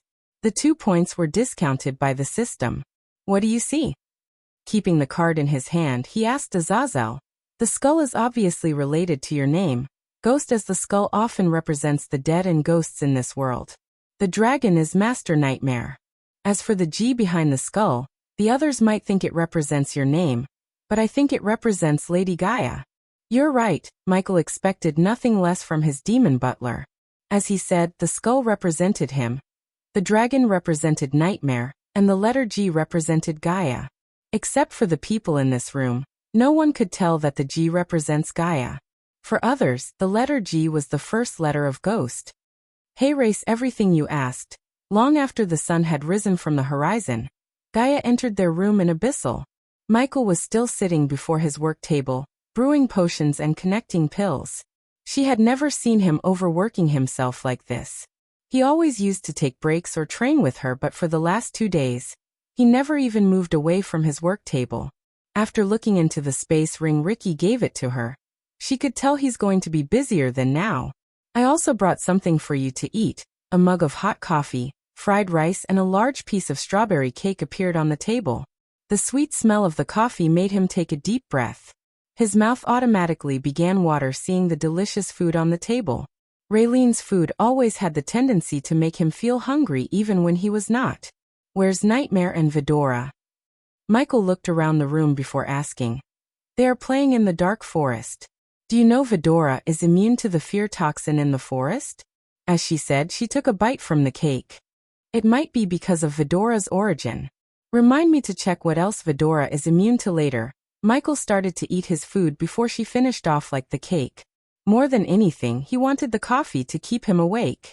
I sent the invitations to all our allies including Kane family elders and Olivia's father. Let's see whether they accept our invitation to come to the sect. They will, Michael said. He did not doubt that. If they didn't capitalize on an opportunity when they see one, they wouldn't be where they are. After finishing his food, he took a long sip of coffee. He immediately felt refreshed. While drinking, he retrieved everything inside the space ring Ricky gave to Gaia. You want anything else? She asked. Just make sure the security has no holes. I've already hired the strongest adventure groups from the guild. I'm now going to interview them. Good. Before you go, how many spiders do you think we need to monitor the entire kingdom of Breedia?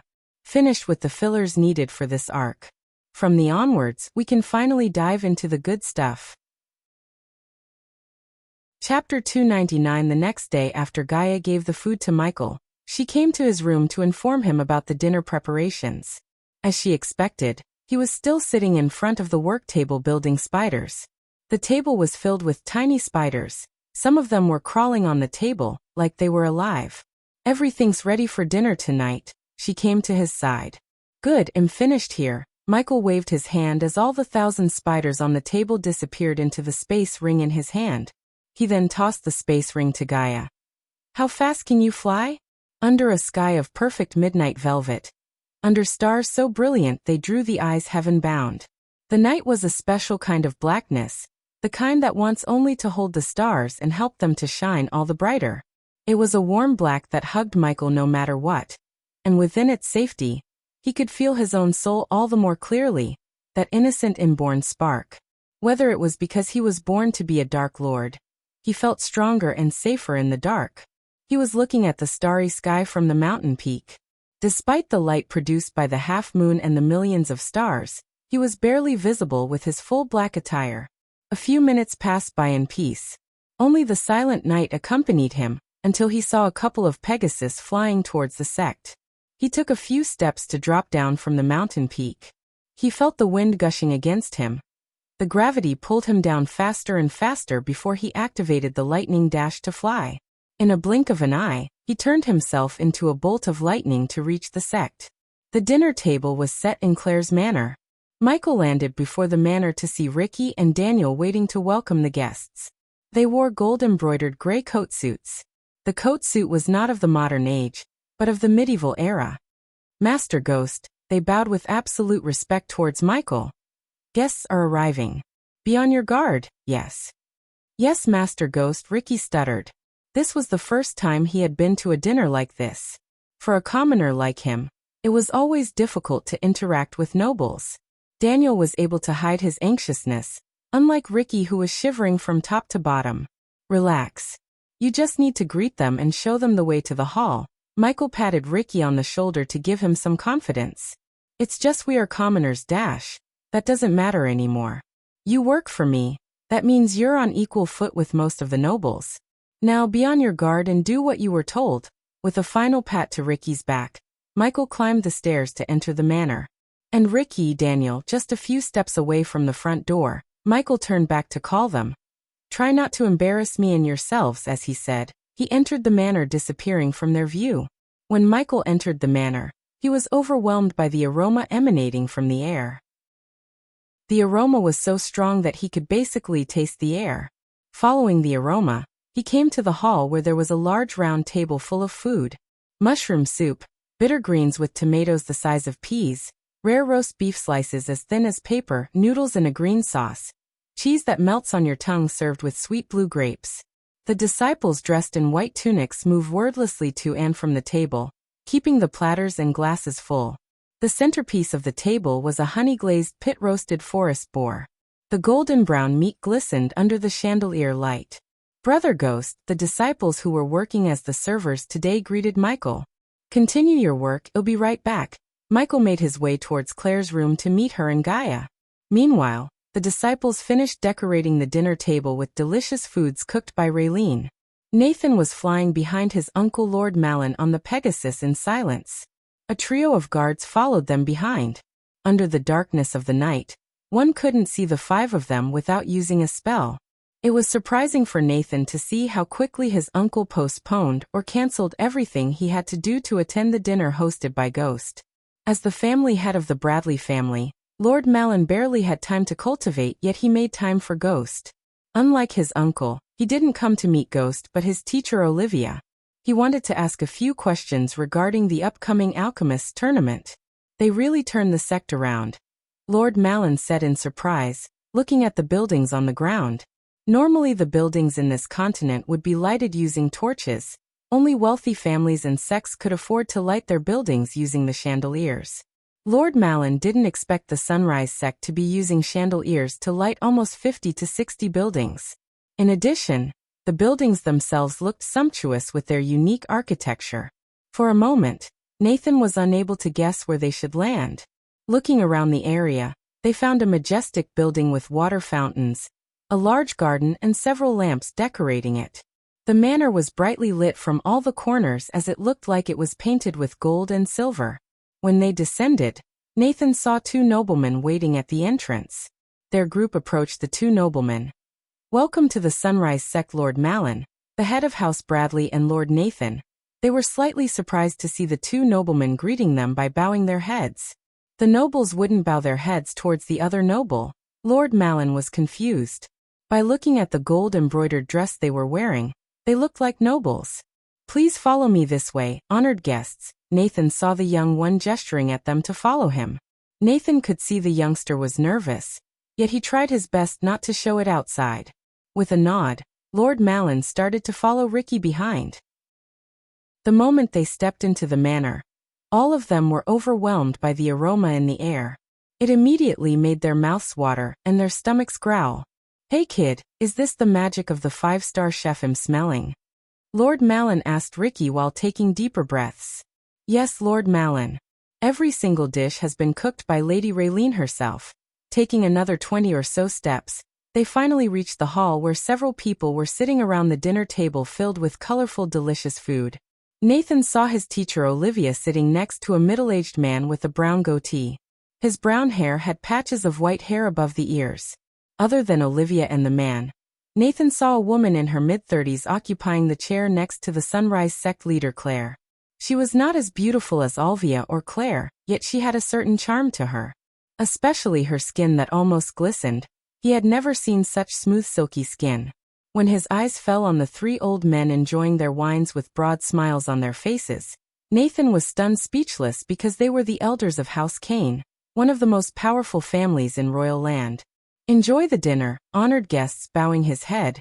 Ricky left the hall as Lord Malin walked towards the table with Nathan before signaling the guards to stay outside. Lord Malin, the new family head of Bradley, Elder Walter welcomed Malin with a wide grin. "What took you so long?" Elder Martin asked while taking a long sip from his wine glass. Elder Edison acknowledged Malin by giving a slight nod before continuing to enjoy the appetizers, chili lime river shrimp cups. "Nice to see you again, Elder Walter, Elder Martin, Elder Edison." Malin greeted each of the elders with the utmost respect. Compared to the humongous existence like House Kane, House Bradley was nothing. Sitting on the same table with them equally could already be viewed as an honor and an opportunity. "Teacher." Nathan took a seat beside Olivia. He was the last to sit before they saw Ghost and Gaia walking towards them from the room on the other side of the hall. Everyone except Claire had a look of surprise on their faces. Ghost looked very different from the last time they saw him. Other than his choice of black dress, everything about him was changed. In simple words, he looked like a different person.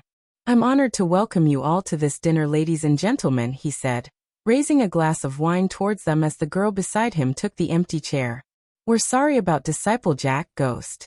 We heard he was your friend," Elder Walter said. Michael wasn't surprised as he knew they might be keeping a tab on him and the sect. He would have done the same if he was in their shoes. "Me too, Elder Walter.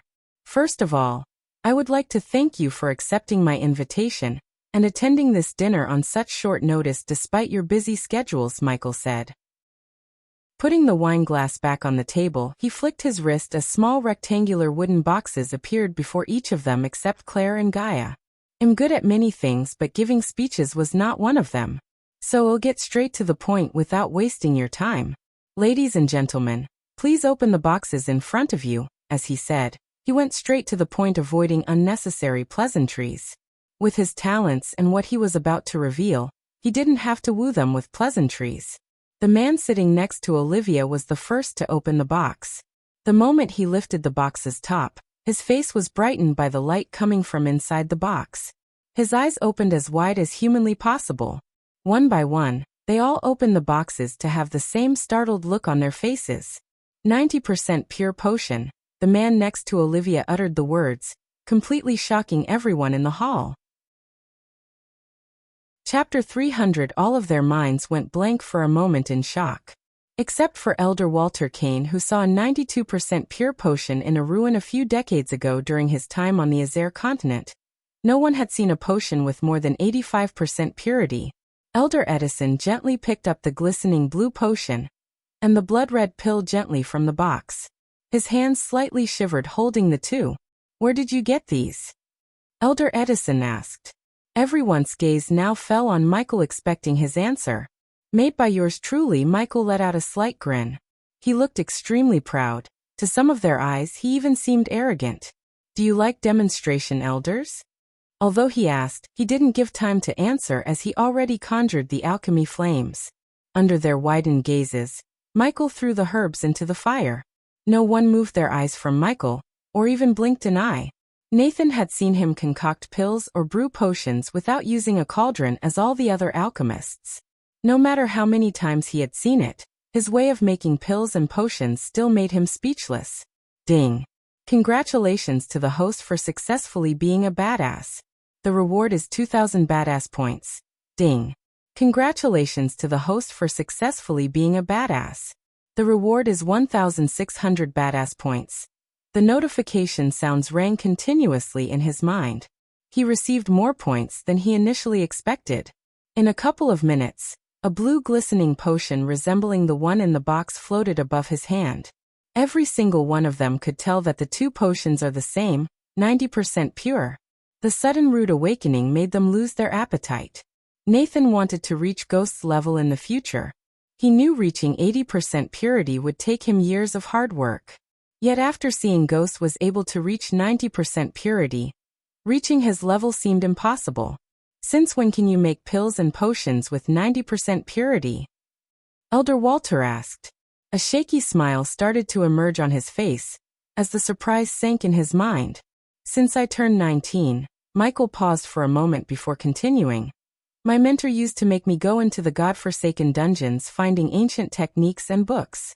He never wanted me to hide my talents, but when I left my mentor's care, I learned that showing heaven-defying talent without the power to protect oneself is a recipe for disaster.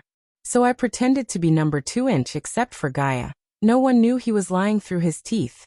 By lying he had a mentor, he established a powerful figure behind him in their mind. This would make getting the family Kane's protection easier, as they would try to get his mentor's connection to strengthen their family. Besides, saying he had a mentor would be more logical than saying I have a system. Now I think it's time to reveal my talents to the world.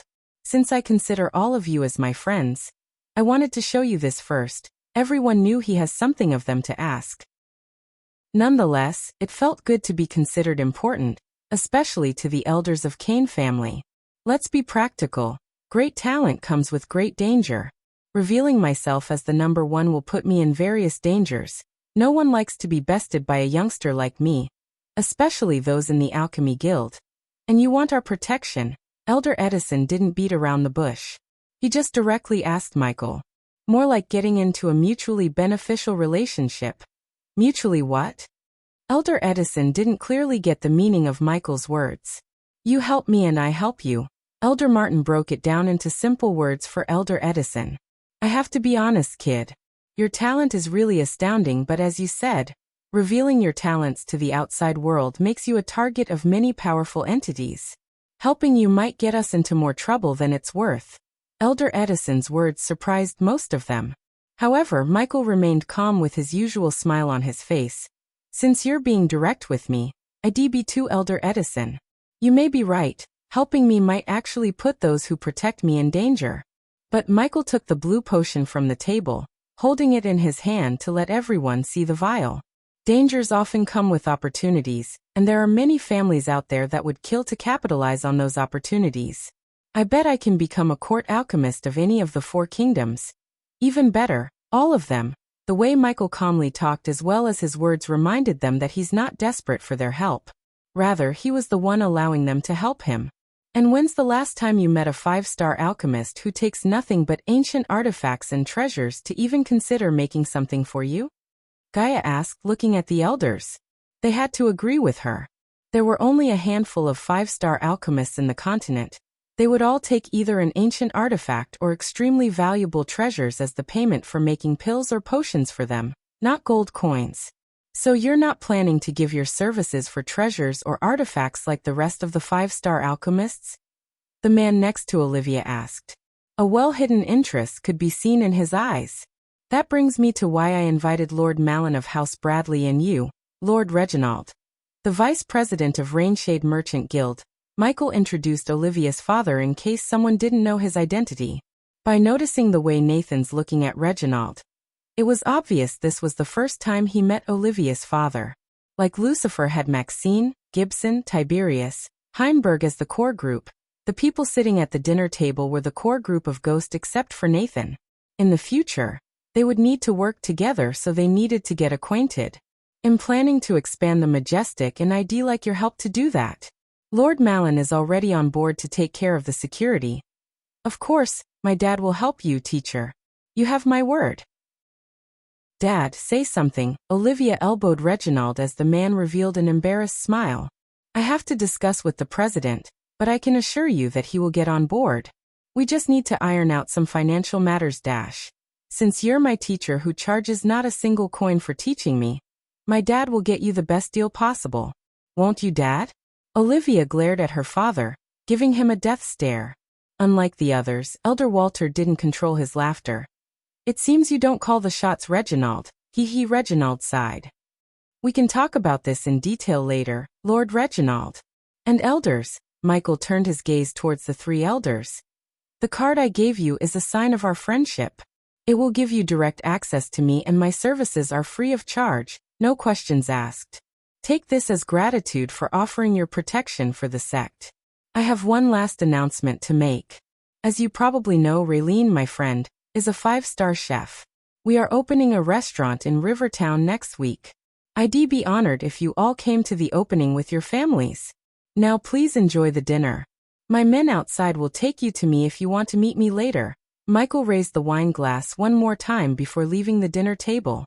He wanted them to enjoy the dinner, while making up their minds about helping him, especially the elders of House Kane. They were the biggest pieces of pawns in his game. Earlier, when they agreed to offer their protection, they didn't stand to make enemies out of the alchemists of Guild. This time, it was different. People like Gabriel might be pissed when Michael reveals himself as the number one. As far as he knew, the Alchemist Guild was unlikely to go to war with a powerful existence like House Kane. An official alliance would have to come from people above the elders in the family hierarchy. This dinner was just a way to get the elders to make those people agree to the alliance. Michael and Gaia stood before a window in an empty room. They were enjoying the view of the starry sky in peace, when they heard someone knocking on the door. "Come in," Michael said. Soon the door creaked open to reveal Ricky, who was leading Reginald to him.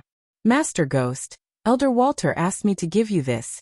Ricky handed over a sealed letter with the House Kane crest on before leaving the room. "Lord Reginald." Michael shook Reginald's hand. "Miss Elia." After Ghost, Reginald shook Gaia's hand. "I assume you're here to talk about the financial matters." Reginald nodded. "How many potions and pills can you give us a month, Master Ghost?" "You're more suited to answer that question than me, Lord Reginald. Assuming you want to target the entire continent, I'd say 600 potions a month would be best." Both Michael and Gaia were surprised to hear him. They expected the number to be much higher than 600. Looking at their surprised faces, Reginald smiled. "Since you're giving your knowledge to my daughter without charging, I'll return the favor by letting you in on a trade secret. Always keep the demand higher than the product availability. People need to search everywhere to get their hands on your pills and potions, Master Ghost. If they could get them easily, demand would eventually dry out and price would go down." Michael couldn't help wondering how his products could lose demand, yet he avoided arguing with Reginald, because he was the merchant who knew about business more than him. Therefore, he decided to let Reginald do what he does best. "All right, we take your advice.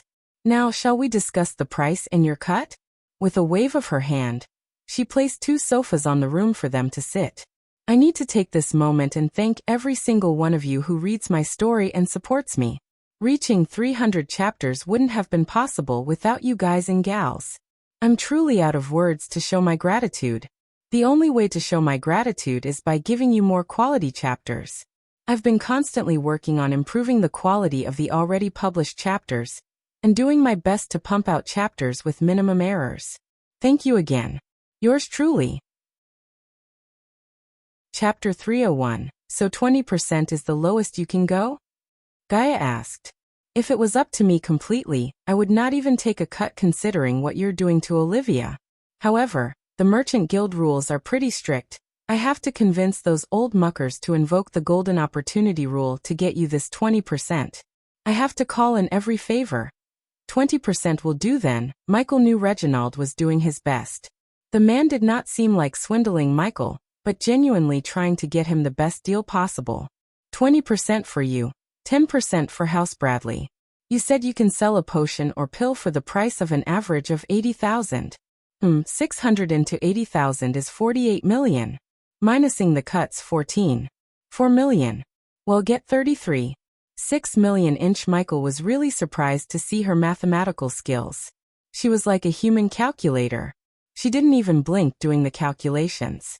"Since our income will surpass 10 million, we need to pay the bloody taxes. What's the going tax rate of the kingdoms?"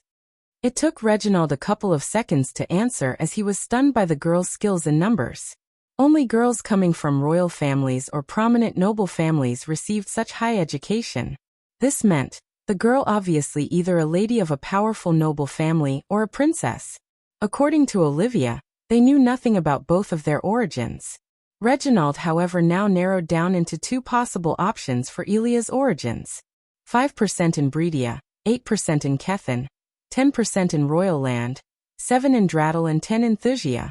Fuck. Gaia punched the sofa's arm. "We need to give 40%.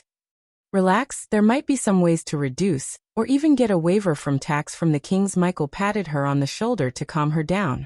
"It's impossible, Master Ghost." Michael turned to see Reginald shaking his head. "The royal families alone won't fix the tax rate. They discuss with the noble families and agree on a tax rate together. To change the tax rate, all of them had to be on board. They won't make an exception for you because if they did, there might be several other important figures who would start to ask for tax reduction. This will complicate things, so no matter the situation, they won't change the tax rate for a single person. It's either tax rate increases or decreases for the kingdom as a whole. Trust me, it's better to pay the taxes. Besides, tax evasion is a serious crime in the eyes of the Guardian Guild. Michael sighed inside. The Bloody Guardian Guild was in every step of his path to greatness. Although 40% of his income was a huge chunk, he knew it was better to pay the tax as Reginald suggested. 40% tax, 30% cuts. That means we'll get only 14 per million. If we take into the maintenance of our herbal garden, we'll roughly get 2 million a month. That's more than many noble families make a month, Master Ghost. The Rainshade will take care of paying the taxes and everything. You just need to sign an agreement and give us a payment method to put the gold each month. Gaia nodded before turning her head to look at Michael. It's time we get a pay cube from the Grand Spire Bank. Michael let Gaia handle the negotiations while he opened the letter given to him by the Kane family elders. Come to Kane family compound in Royal Land before the championship tournament begins. Michael read the words written on the letter in his mind. It was obvious that the Kane family needs him to do something for them before they agree to offer their protection. He kinda expected this. After all, there was no such thing as freebies in this world. The lights are out, get ready. There were 3 figures hiding in the forest surrounding Claire's manor. Due to the darkness, one could not see them except for several glistening stones in their hands. The stones were in a perfect diamond shape, radiating a faint navy blue light. They have a dragon and a soul refiner. We don't need to wake either of them. Everything must be in place before the young master arrives. The figures were talking in husky voices as they continued to hide the stones in the bushes, under the tree roots, and on top of the branches. They continued to place several stones deeper into the forest while keeping an eye on Claire's manor. It's done. We just need to lure him out somehow. Remember, we only need him. The sound-sucking array in place. Good. The young master said he'd be asleep after dinner. We need to do something to wake him up and come to us. What kind of cultivator sleeps every day like a commoner? Apparently he is. How do we wake him up without the others? Shoo, something's moving. The 3 figures suddenly went silent as they heard a rustling sound coming from the forest. Have you 3 idiots done everything I ordered you to? Regardless of the cat's eye potion they drank, they could barely see what's in front of them. Yet, they immediately recognized the person as their young master after hearing the voice. Yes, young master. We were just thinking about how to wake him up and make him come to us. That's beyond the limit of your brains, the young master said. The 3 servants waited for him to see how their young master was going to wake Ghost up. Instead of doing what they were expecting, the young master walked towards a tree. He placed his hand on the tree as a symbol of a tortoise appeared on the tree. It glowed in gold color for a few seconds before fading away into the tree. He continued to place the runes in a large circle. Each time he placed a rune on the tree, it glowed brighter and brighter. The glow of the runes helped the servants see their young master clearly. He wore dark brown armor made of what looked like a magical beast skin. One of the servants who saw the armor had a look of utter shock on his face. Young master. Is that the Blackwing Saurus armor? Surprisingly you're correct.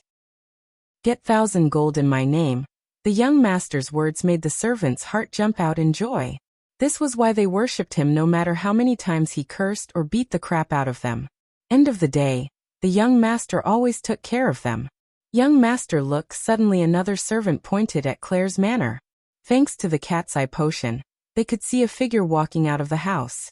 Well, the prey has come outside. Unlike the servants, the young master drank a high-quality cat's eye potion. He couldn't help smiling, thinking that he was stalking the person who brewed the potion in the first place. Ghost. Are the recording stones well hidden? Yes, young master. Good, I want to record his every single move. Now get out of here. The servants quickly ran away from the place, leaving the young master alone. After seeing his servants retreat to a safe distance, he flicked his wrist as a longbow appeared in his hand. The young master raised the bow as an arrow made of sparkling silver energy materialized out of thin air. Taking a long breath to steady his aim, he released the arrow. Whoosh! The arrow pierced through the air at extreme speed. Just when the arrow was about to hit its target, the young master saw Ghost catch the arrow in the mid-air. The arrow shattered in his hand. Take the bait, the young master grinned, seeing Ghost look in the direction where the arrow came from. As the young master calculated when he studied Ghost, he used the speed spell. It took him only a couple of seconds before hearing the cracking noise of the lightning bolts. The young master's bow disappeared from his hand. He remained calmly expecting his target to arrive. Suddenly, the runes he previously placed glowed brighter and brighter, producing a faint whistling sound. Following the glowing runes, a faint dome of blue energy appeared around in a 5-meter radius. Inside the dome, the lightning bolts disappeared to reveal his target, Ghost. The light produced by the golden rune revealed one to another. The young master was covered from head to toe with body-fitting Blackwing Saurus armor, and a thick mask covering his face. Only his eyes remained uncovered. On the other side, Ghost stood there without a shred of fear or confusion in his eyes. He was calm despite the sudden ambush. His reaction somewhat confused the young master. "Do you have a reason for trying to kill me?" Ghost asked. "Trying to kill you? Nah. I just want to become a better, stronger fighter. And you're gonna help me. How am I gonna do that?" "By fighting me, how else?" The young master leaped at Ghost like a panther. Sharp silver claws began to grow from his fingers while the adrenaline filled his body, making him excited. "Where do you clowns come from?" The young master saw Ghost shake his head. Despite being called a clown, the young master remained calm. He was trained to control his emotions during a battle. Therefore, Ghost's technique of making his opponents mad wouldn't work on him. "Ghost, meet your exorcist." As the words escaped the young master's mouth, the battle between them finally started. Chapter 302. As the young master expected, 2 swords materialized in his hand from his space ring. The swords didn't look like they were forged by a star-level blacksmith. Rather, the sword looked plain and simple. The young master evaded all of Ghost's slashes easily. He was able to calculate each and every single move of Ghost. While evading a slash that aimed at his chest, the young master landed a kick on Ghost's chest, pushing him backward. With swift movements, the young master jumped back to create some distance between them. "I'm disappointed, Ghost." The young master disappointingly shook his head. He could see the lightning bolts crackling around Ghost's body. Yet whenever he tried to use his speed spell, the rune the young master placed on the trees stopped Ghost. "It seems you're just overrated," the young master said. For the first time since he met Ghost, he saw a flicker of anger emerge in Ghost's eyes. When Ghost leaped at him, the young master flicked his wrist as 2 rounded shields appeared in his hands. Cling, cling, cling. The 2 shields deflected Ghost's sword slashes. The clash between the sword and the shield produced sparks of fire. Both of them moved at an extreme speed as a normal human being would be able to see nothing but a blur. Ghost's swords couldn't even inflict a single cut on the young master's body through the 2 shields. The young master noticed Ghost's movements becoming more and more frantic. There was no finesse or techniques in his swordsmanship, just mad slash and dashes. "I'll give you a handicap. Let's see if you can hit me then," the young master snickered before throwing away the 2 shields on the ground. The very next moment he threw the shields down. Ghost's sword slashed his shoulder. However, the young master never even felt a sting as the Blackwing Saurus armor completely protected him from suffering any damage. Ghost stopped attacking to take a few steps back. Blackwing Saurus armor. Interesting, the young master tapped his chest. Since he wore a mask, Ghost couldn't see the snicker on his face. "Don't tell me you're gonna blame the armor for your lack of skills?" His disappointment in Ghost turned into anger. He expected Ghost to at least put up a decent fight, yet Ghost was hardly a challenge for him. "It seems like you can only beat little girls." The young master waved his hand as the 2 shields flew back to his hands. Unlike before, a symbol that looked like wings started to glow on the shield's surface. Giving Ghost no more time, the young master threw the 2 shields as they soared through the sky. Plop, plop. One shield hit Ghost in the face while the other bashed him in the chest. He was pushed back several steps behind after reciting the hit. Blood trickled down from the corner of Ghost's mouth. After hitting Ghost, the shields didn't fall to the ground but flew right back into the young master's hands like a boomerang. He continued to throw the shield, hitting Ghost again and again. "Come cast your defense spell," the young master shouted at Ghost to see his defense spell. He studied all of Ghost's arsenal to come up with counterattacks. He used the shields to make Ghost's sword attacks useless while placing the tortoise rune circle to prevent him from using his speed spell. He didn't need to use any runes for Ghost's lightning attacks, as his Blackwing Saurus armor would protect him from any kind of attacks of anyone under Soul Refining Stage 1. The only spell the young master was yet to see was Ghost's defense spell. Ghost looked exhausted while wiping off the blood from his face. Soon, the young master realized the reason behind why he isn't using the defense spell. After hitting Ghost with the shield for almost the 80th time, the young master stopped for a moment. "Let me guess, your defense spell will only protect you from the body strengthening stage cultivators or below. Not a good defensive spell, is it?" The young master chuckled. Regardless, fighting with Ghost was a disappointment. At least he got to improve his rune mastery as well as write off a competitor who stood in his way to win the championship. "You should stick only to alchemy from now on, Ghost. At least, you're somewhat good at it compared to your fighting skills. I now know you pulled some kind of trick to win Heaven's Gate competition." While Ghost was taking heavy breaths, the young master put one shield back into his space ring. "Honestly, I don't give a damn about Heaven's Gate competition, so I won't poke into it too much. But the championship tournaments, I do give a damn, so heed my warning.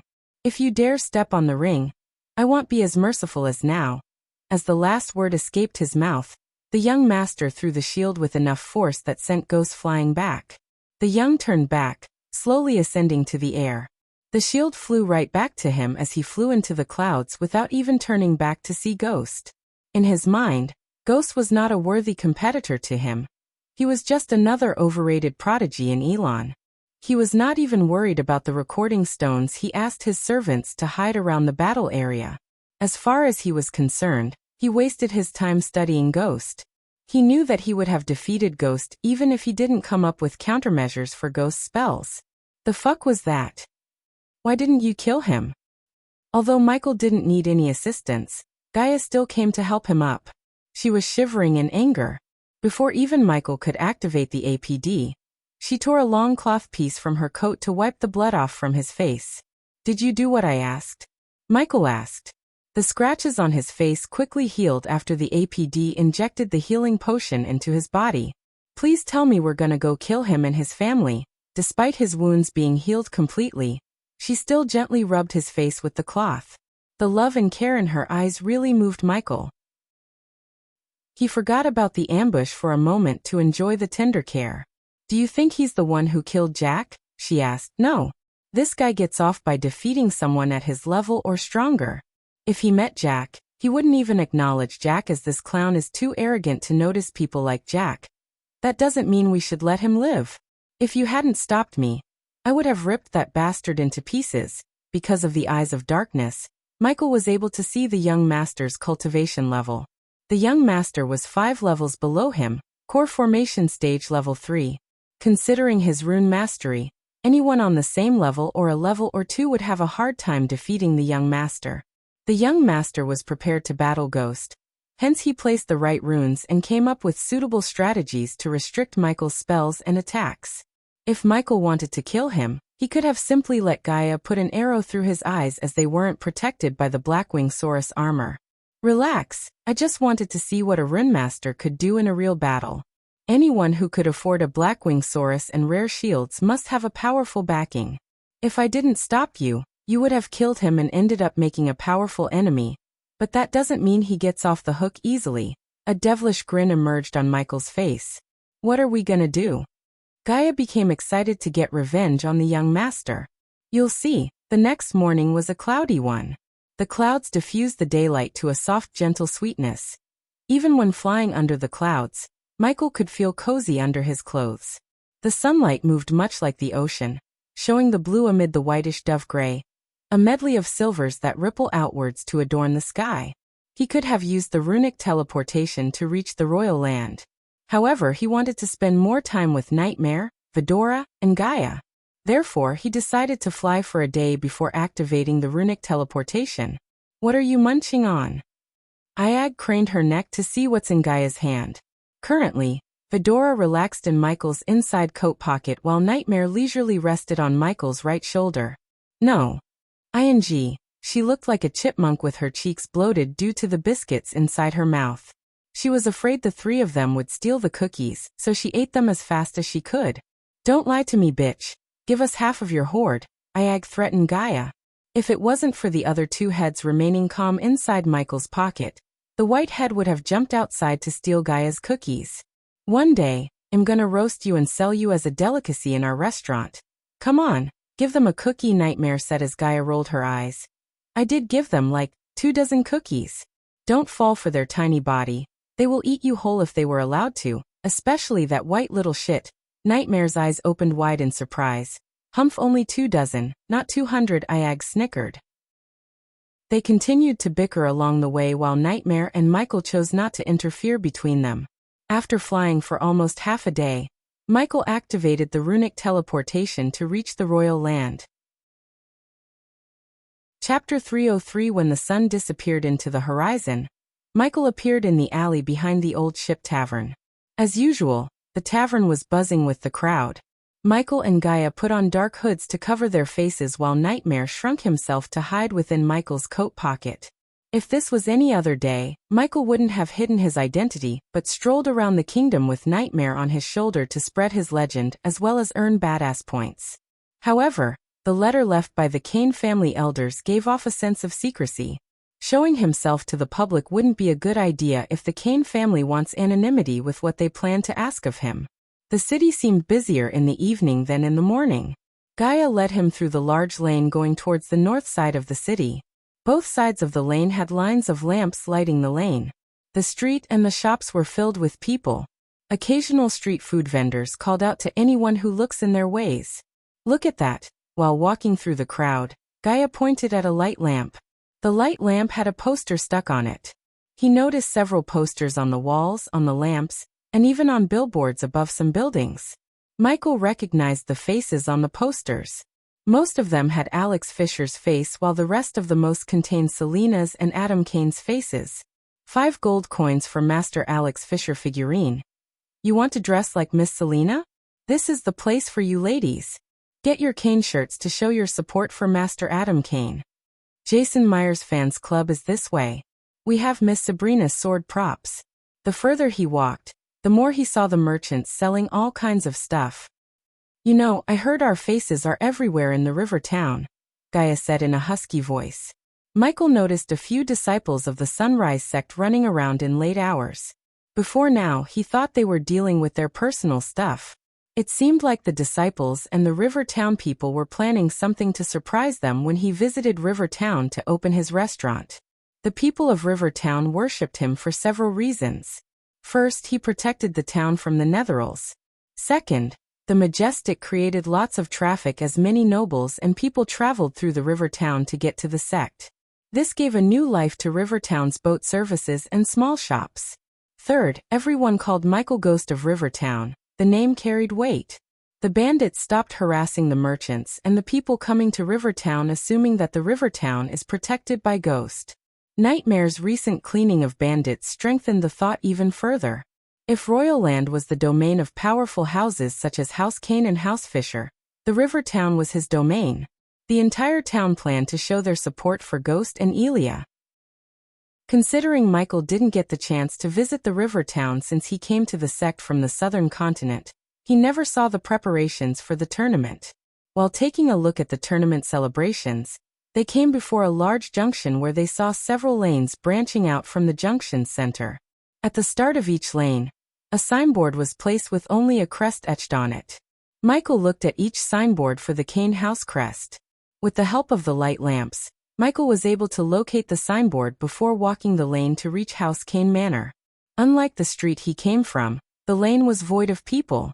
Only beautiful crimson-red pine trees stood like guards on either side of the lane. Aren't they supposed to have some guards patrol around here? Nightmare whispered from inside his coat pocket. He was right as Michael too searched the area for guards, yet he couldn't even see a single guard. You want fine guards because they have hundreds of runes placed along this lane to alert the manor the moment someone steps foot here.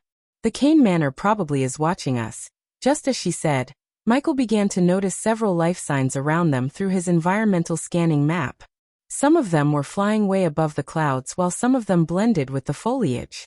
Eventually, after walking for almost 10 minutes on the lone road, the lane opened up to reveal a huge land with a grand castle standing majestically in the distance. When Gaia said Kane Manor, he expected to see a manor, not a frickin' castle. 5 thin, square towers surrounded the castle in almost a perfect circle. Around this incredible castle were connected by giant, chunky walls made of white stone. Stylish windows were scattered thinly around the walls in fairly symmetrical patterns, along with symmetric holes for archers and artillery. A huge gate with heavy wooden doors, a regular bridge, and large crenellations offered a warm haven within these cold, isolated lands. But it was not the only way in when one knew the castle's secret passages. Lush fields of crops surrounded the castle walls, providing the inhabitants with food all year round.